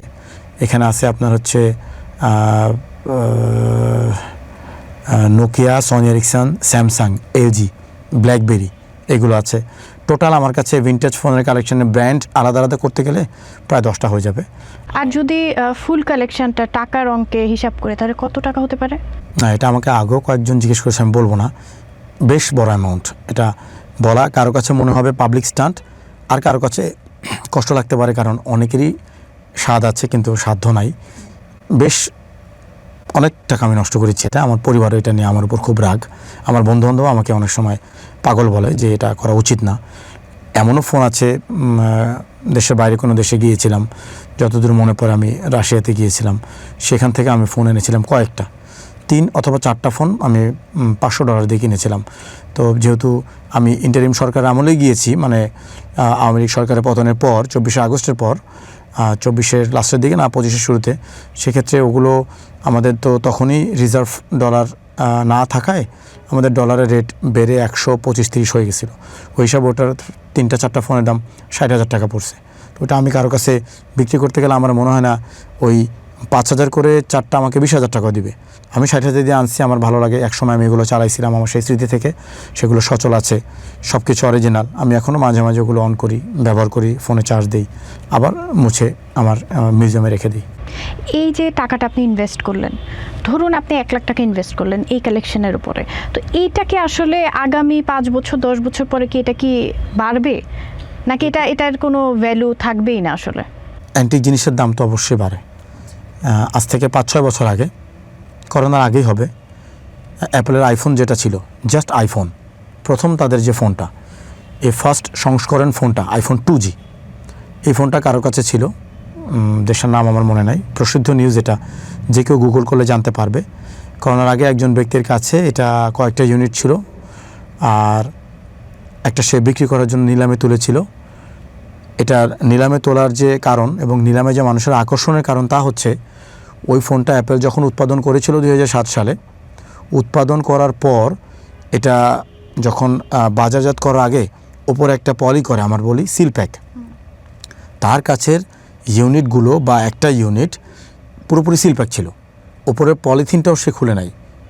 তো এটা মারাত্মক ব্যাপার, কারো কাছে সৌভাগ্যের মতো। অ্যাপেল প্রথম যে ফোনটা বাজারে এনেছিল সেটা তার কাছে সিল প্যাক আছে, সেটা সে বেশ চড়ানায় বিক্রি করছে। আমার মনে হয় $50,000। তো অ্যান্টিক জিনিসের এইভাবে মূল্যায়ন করা হয়। তো উন্নত অনেক দেশেই বিড করা যায়, ইবে, অ্যামাজন, এগুলো তো নাম শুনছেন। এখানে আপনি প্রোডাক্ট দিয়ে বিডিং করে অপশন চালু রাখবেন, বিড করে যখন দামটা বাড়বে, বিড বছর পর বছর এখানে ঝুলে থাকে, বিডিং করে দাম বাড়ার পরে আপনি সেই ক্রেতার কাছে বিক্রি করে দিতে পারবেন। সেই লজিকে আমার কাছে অন্তত 5টা ফোন আছে যেটা আমি ইউরোপ আমেরিকাতে নিলাম করলে 1 লাখ করে 5 লাখ বিক্রি করতে পারি, অন্তত 5টা 700 পিসের ভিতরে। আচ্ছা, নিলামটা কিভাবে হয় আসলে? মানে ওখানে একটা কমিউনিটি আছে এরকম কিছু, বা ধরেন আপনার মতন অন্য কারো কাছে এরকম কোনো ফোন বা সংগ্রহ আছে কিন্তু সে জানে না আসলে এটা কিভাবে সেল করবে? নিলামটা অনলাইনে হয়, অনলাইনে হয় প্রসিদ্ধ। আর অফলাইন নিলাম যেটা, সেটা আমাদের দেশে তো প্রসিদ্ধ না, তাই আমি জানি না। ইলেকট্রনিক আইটেম নিলামের বিষয়ে আমি জানি না। আমাদের দেশে নিলাম হয় হচ্ছে 100 টাকার জিনিস 5 টাকা বিক্রি করে দেবো, কেউ এসে না, এই টাইপ টেন্ডার সামথিং। দেশের বাইরে নিলামটা একটু ভিন্ন, সেখানে যে কোনো শিল্পকর্ম, যে কোনো ভিনটেজ অ্যান্টিক আইটেম নিলাম করা যায়, দেশভেদে কাজটা আলাদা। আর ইবে, অ্যামাজনটা সবচেয়ে সহজ। ফেসবুকের মতো অ্যাকাউন্ট খুলছেন, বিডিংয়ের জন্য তথ্য সব কিছু স্পষ্ট ছবি দিয়ে রেখে দিয়েছেন, যার ভালো দাম অফার করবে যে আপনি তার কাছে সেল করে দিবেন, মাসের পর মাস থাকতে পারে। এখন আমার একটা ফোন প্রয়োজন, কিন্তু সে 6 মাস আগে দিয়ে রাখছে, আমি ঢুকি নাই, এখন খুঁজে আমি ইবেতে পাইলাম, আমি তার সাথে ব্যক্তিগতভাবে যোগাযোগ করে দামাদামি করলাম, 1 লাখ সে চাইলে 50 আমি বললাম, তার ফসল সে দিবে, আমার ফসল আমি নিব। সে যদি আপনাকে টাকাটা দিতে চায় বা আপনি যদি প্রোডাক্টটা সেন্ড করতে চান, এখানে কি কেউ, মানে কোনো পার্টি এখানে মধ্যস্থতা করতেছে, বা এটা সিকিউর কিভাবে? যে যতটুকু বোঝে সে ততটুকু করে, সিকিউর তো না। আপনি বোক হলে আপনার কাছ থেকে ফোন নিয়ে নেবে, টাকা দিবে না, হইতেই পারে। আমি যেহেতু স্মার্টফোনের ব্যবসা করি, আমার যেহেতু দেশ বিদেশের নলেজ আছে, আমি ঠকবো না যদি বেচতে চাই, কিন্তু এটা মানে সিকিউর না, এটা তো রিস্ক আছে আর কি। মোবাইল মার্কেটের ক্ষেত্রে আপনার সোশ্যাল মিডিয়া বা ফেসবুকের ভূমিকা কতটুকু বা কেমন? বাংলাদেশে ফেসবুক ব্যবহারকারী বেশি, ভারতে ইনস্টাগ্রাম ব্যবহারকারী বেশি, তারপরে চায়নাতে উইচ্যাট আর মনে হয় রেড নোট, এটার ব্যবহারকারী বেশি। আমাদের কালচারে ফেসবুকের ভূমিকা বিশাল। আমাদের আপনি যেই ব্যবসায়ী বলেন, ফেসবুক পেজ মেনটেন করতে হয়, বুস্টিং করতে হয়, ফেসবুকে আকর্ষণীয় হয় এরকম ভিডিও দিতে হয়। মার্কেটিংয়ের জন্য টিকটক ভালো, কিন্তু প্রথমে ফেসবুকে থাকবে। অনলাইন সেলটা মানে কেমন হয়, বা আসলে কি মানুষ একটা ফোন না দেখে সেটাকে অনলাইনে অর্ডার করে কিনে ফেলে? বিশ্বস্ত প্রতিষ্ঠান থেকে কিনে, অনেকেই কিনে ঠকে। আমাদের সাথে কখনো এমন হয় নাই। আমরা ফেসবুকে হাতে ধরে একটা প্রোডাক্টের ছবি দিয়ে দিই, পুরাতন ফোন কিনে ছবি তুলে পোস্ট করে দিই, তথ্য দিয়ে, ফোন নাম্বার পোস্টে দেওয়া থাকে, যোগাযোগ করে। তাদের যদি আরও ভেরিফাইয়ের প্রয়োজন হয়, আমাকে ডাইরেক্ট ভিডিও কল দেয়, আমি ভিডিও কলে সরাসরি অচেনা কারোর সাথে কথা বলি, তার মনের ভিতর একটা আস্থার জায়গা তৈরি হয়, তারপরে কুরিয়ারে পাঠিয়ে দিই আমরা। অনেকেই ঠকে, কিন্তু আপনি মানে ট্রাস্টের দোকানও আছে। তো ঠকার পেছনে কারণ লোভনীয়। আপনি অনেক জায়গায় দেখবেন, আপনি আইফোন 16 Pro Max বর্তমানে সেকেন্ড হ্যান্ড দাম আছে অন্তত 1,20-25,000 টাকা। কোথাও না কোথাও আপনি 1 লাখ টাকা অ্যাড পেয়ে যাবেন। হ্যাঁ, সেটা বিশাল কোনো প্রবলেম আছে, অথবা সেই স্ক্যামার। এটা হয়, প্রতারণা অনেক হয়, কিন্তু প্রতারণার ক্ষেত্রে প্রত্যেকটা কেস আমি স্টাডি করছি, যতগুলো আমার সামনে আসছে, যেটা আমি মোবাইল ব্যবসা করি, অনেক মানুষের বিচার সালিশ আমার করতে হয়েছে, আসে আমার কাছে। আমি দেখছি প্রত্যেকটা কাজের ভিতরে লোভ আছেই। অল্প দামে কেনার লোভ থেকেই শুরু হয়েছে সেই প্রতারণার প্রথম ধাপ।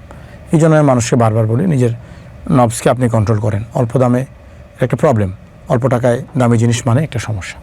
আজকে যদি একজন যুবক মোবাইল বিজনেসে আসতে চায়, তার কাছে পুঁজি আছে ধরেন 2 লাখ অথবা 5 লাখ, সে কি পারবে আসতে? না, সে পারবে না। সে তার যতটুকু পুঁজি আছে সেটাও খোয়াবে। সব জিনিসের একটা স্ট্যান্ডার্ড একটা সময় আছে। আমাদের দেশের সংবিধানে আছে 18 বছরের নিচে কোনো মেয়েকে বিয়ে না দেওয়ার জন্য। কারণ স্টাডি করলে আপনি দেখতে পাবেন, হয়তোবা 18 বছরের নিচে প্রেগনেন্সি কমপ্লিকেশনস অনেক বেশি, শিশু অথবা মা মারা যায়। তার মানে ভেবেই আইনটা করা হয়েছে।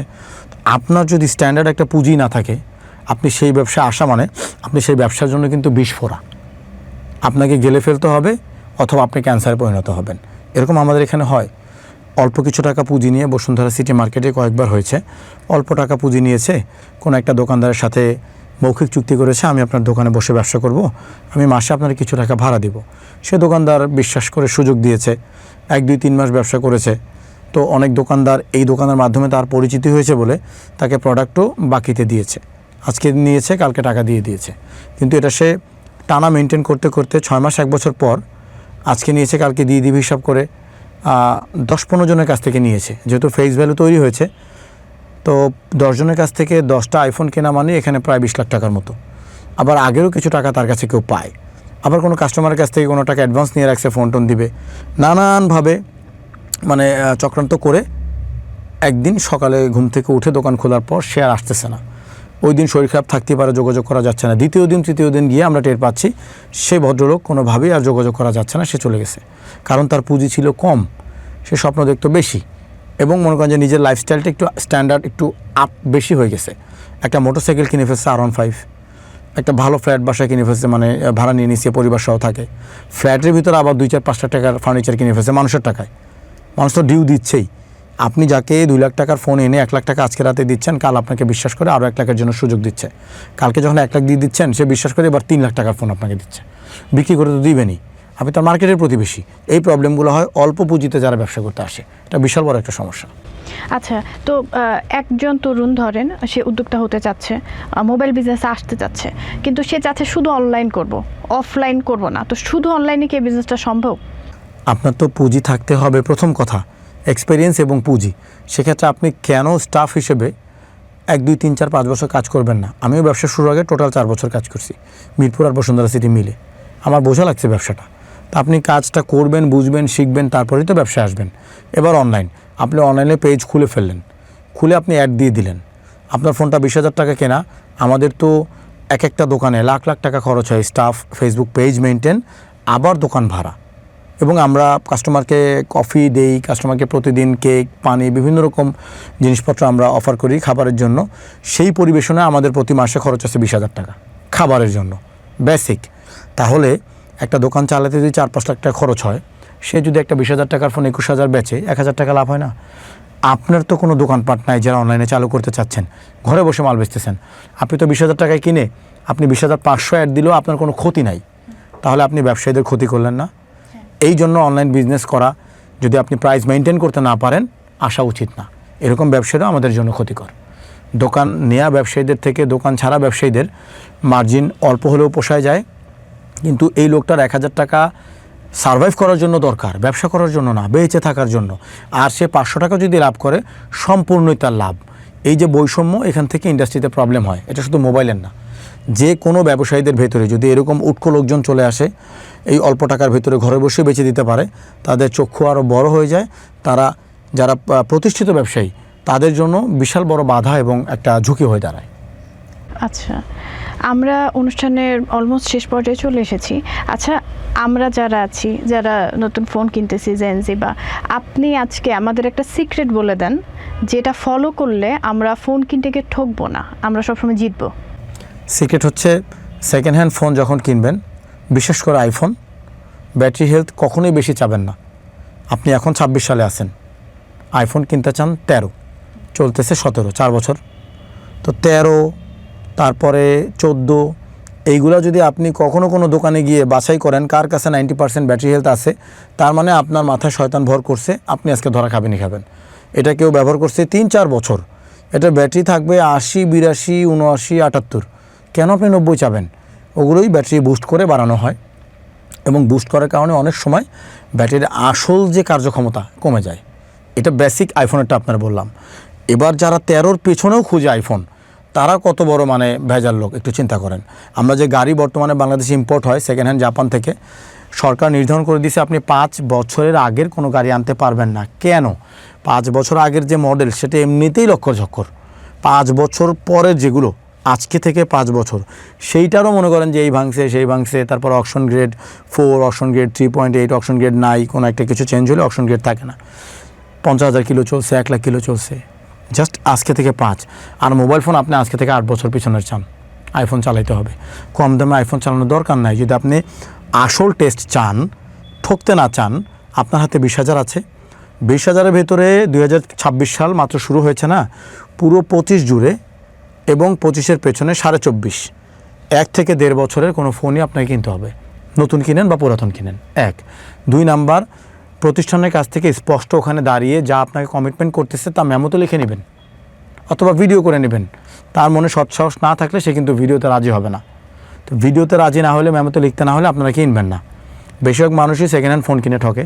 সেকেন্ড হ্যান্ড ফোন কিনে ঠকার কারণও অল্প টাকায় মচমচা জিনিস চায়, এখান থেকে প্রবলেমে শুরু হয়। বাজেট 50,000, সে আলট্রা চায়, স্যামসাং S23 আলট্রা, এটার ডিসপ্লের দাম 30,000। তাহলে এটা সেকেন্ড হ্যান্ড আপনাকে এত ইউনিট মানুষ কোথা থেকে এনে দিবে? আশপাশের দেশে অনেক গার্বেজ অনেকে নিয়ে আসে অসাধু ব্যবসায়ীরা। আপনারা যদি কেনা বাদ দেন, তারা যদি দেখতেছে যে আমরা লো গ্রেডের প্রোডাক্ট এনে বিক্রি করতে পারি না, এগুলো বেচার পর সে দ্বিতীয়বার আনবে না। তো এখানে ভূমিকা কাস্টমারের যেমন আছে, দোকানদারের তো তেমনই আছে। সবার আগে কাস্টমারের। আমরা যদি খারাপ মাল না কিনে কেউ আনবে না, এই হচ্ছে বিষয়। তো এই মেসেজ হচ্ছে সর্বোপরি সারা বাংলাদেশ সবার জন্য, কম দামে জিনিসপত্র খুঁজেন না, বেশ পুরাতন মডেল আইফোন কিনেন না। কোনো রকম কোনো প্রতারণা হইলে সেটা আমাদের মোবাইল বিজনেস কমিটি বাংলাদেশের সেন্ট্রাল যারা আছে সদস্যরা, তাদের সাথে যোগাযোগ করবেন, সমাধান করে দিব। কিন্তু ওয়াদাও করতে হবে যে প্রবলেমটা নিয়ে আপনি আজকে আসলেন সমাধানের জন্য, সমাধানের পর সেটা নিজের নফসের সাথে নিজের মনে গেঁথে দেন, যাতে এই একই ইনসিডেন্ট আর না হয়। আমরা আবার সহজে ভুলেও যাই, মাত্র ঠকছি, সমাধান পেয়ে গেছি, 6 মাস পর আবারও একামি করছি। তখন জিজ্ঞেস করলে বলে যে ভাই আসলে খেয়াল ছিল না। অথচ আমি দেখতে সেই লোকটা একই কেস, হয়তো ব্র্যান্ড ভিন্ন, মডেল ভিন্ন, 2বার একই কেসে সে আসছে, বারবার কম দামে কিনতে চায়। এগুলো যদি আমরা বর্জন করি, আস্তে আস্তে মার্কেট থেকে যারা এই টুকটাক খারাপ ফোন আনে, ইম্পোর্ট করে, তারা এগুলো বাদ দিয়ে ভালো ফোন ইম্পোর্ট করবে। ভালো ফোন যদি ইম্পোর্ট করে, আপনাদের প্রবলেমের হার কমে যাবে। আর সবথেকে স্ক্যাম হয় সেকেন্ড হ্যান্ড ফোনগুলোতেই। এই জন্য সবার উচিত মানে কম দামে, খুব লেটেস্ট ফোন, কম দামে, একদম হাই কনফিগারেশন, এইগুলো না খোঁজা। আজকে থেকে 15 বছর আগের আনিসুরকে যদি আপনার সামনে দাঁড় করানো হয়, তাহলে তাকে জীবনে কি কি ভুলগুলো না করতে বলবেন? আমি আসলে খুঁজে পাই না, কারণ আমার জীবনে তেমন কোনো চাহিদা নাই। যদি 15 বছর আগের কথা হয়, তাহলে আমি 15 বছর যাব না, জাস্ট করোনার আগেই যাই। আমি ব্যবসা শুরু করি 2014 সালের ডিসেম্বরে। আর 14, তাহলে 15 সালের পুরোটা, 16 সালের পুরোটা, 17 সালের পুরোটা, এই 3টা বছর বসুন্ধরা সিটি মার্কেটে অনলাইনে অ্যাডভার্টাইজ দেওয়া, ফেসবুকে পেজ মেনটেন করা, বুস্টিং করা, এগুলো আমি আমার জেনারেশনের অনেক মানুষের থেকে আগে এগিয়ে বোঝায় আমার বেশ ভালো আয় হয়েছে। কিন্তু আমি সে আয়গুলো ধরে রাখতে পারি নাই, কিন্তু আমার কোনো আফসোস নাই।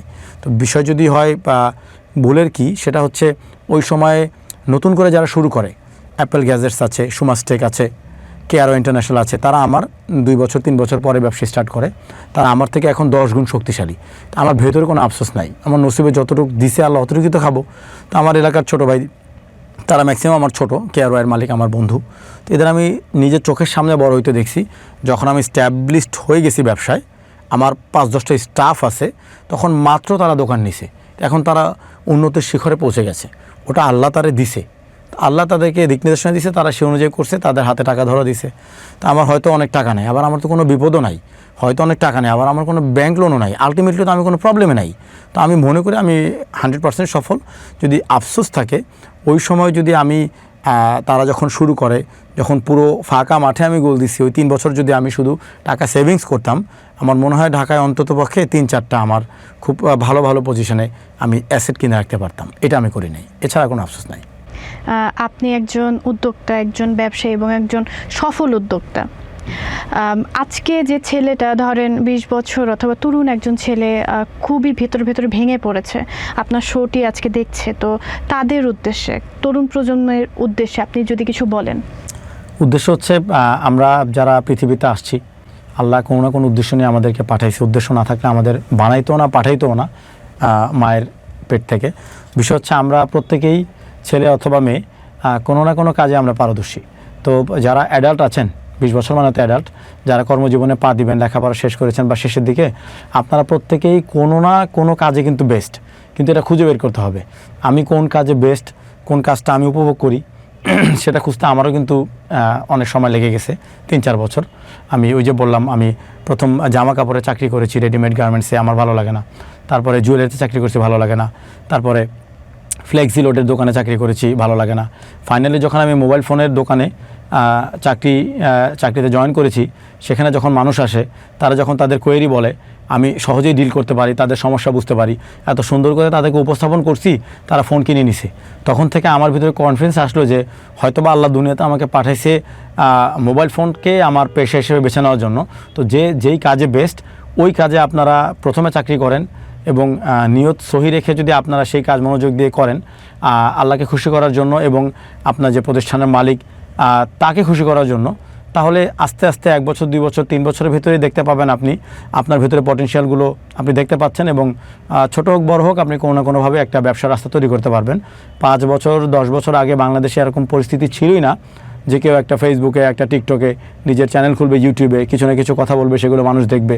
আর এখন পরিস্থিতি এমন হয়েছে, আমার পরিচিত এক ব্যক্তি আছে, তার 2-3 জন বিভিন্ন বাজারে মাছের দোকানের সামনে ক্যামেরা নিয়ে দাঁড়া থেকে ট্রাইপড নিয়ে মাছ কাটে, আর সেই মাছ কাটার ভিডিও মানুষ ঘন্টার পর ঘন্টা দেখে এবং সে মাসে বেশ আয় করে। মিরপুরে আমার এক পরিচিত লোক, সে চাকরি করে, চাকরির পাশাপাশি তার মাসে ইনকাম $1200 থেকে $1500। এই মাছ কাটার ভিডিও মানুষ দেখে। ওই দিন বুঝতে পারছি যে আসলে ঢাকা শহরে টাকা ওড়ে, বাংলাদেশেই টাকা ওড়ে। আমাদের বুঝতে হবে আমরা কোন জিনিসটায় পারদর্শী এবং যদি ভুল সিদ্ধান্ত হয়েও যায় যে একটা চাকরি বা একটা ব্যবসা করছি, লস খাইছি, আবার দ্বিতীয়বার উঠে দাঁড়ান, আবার নিজের ভেতরে তাকান, নামাজ পড়েন, আল্লাহর কাছে চান, নতুন রাস্তায় ইনশাল্লাহ আল্লাহ বের করে দেবে। ধন্যবাদ দর্শক আমাদের সাথে এতক্ষণ থাকার জন্য, এবং আনিস ভাইয়া আপনাকে অসংখ্য ধন্যবাদ এখানে আসার জন্য, এতটা সময় দেওয়ার জন্য এবং এই মূল্যবান বক্তব্য আমাদের সবার সামনে তুলে ধরার জন্য। ধন্যবাদ দর্শক, এতক্ষণ আপনারা দেখছিলেন entrepreneur news presence route to rise.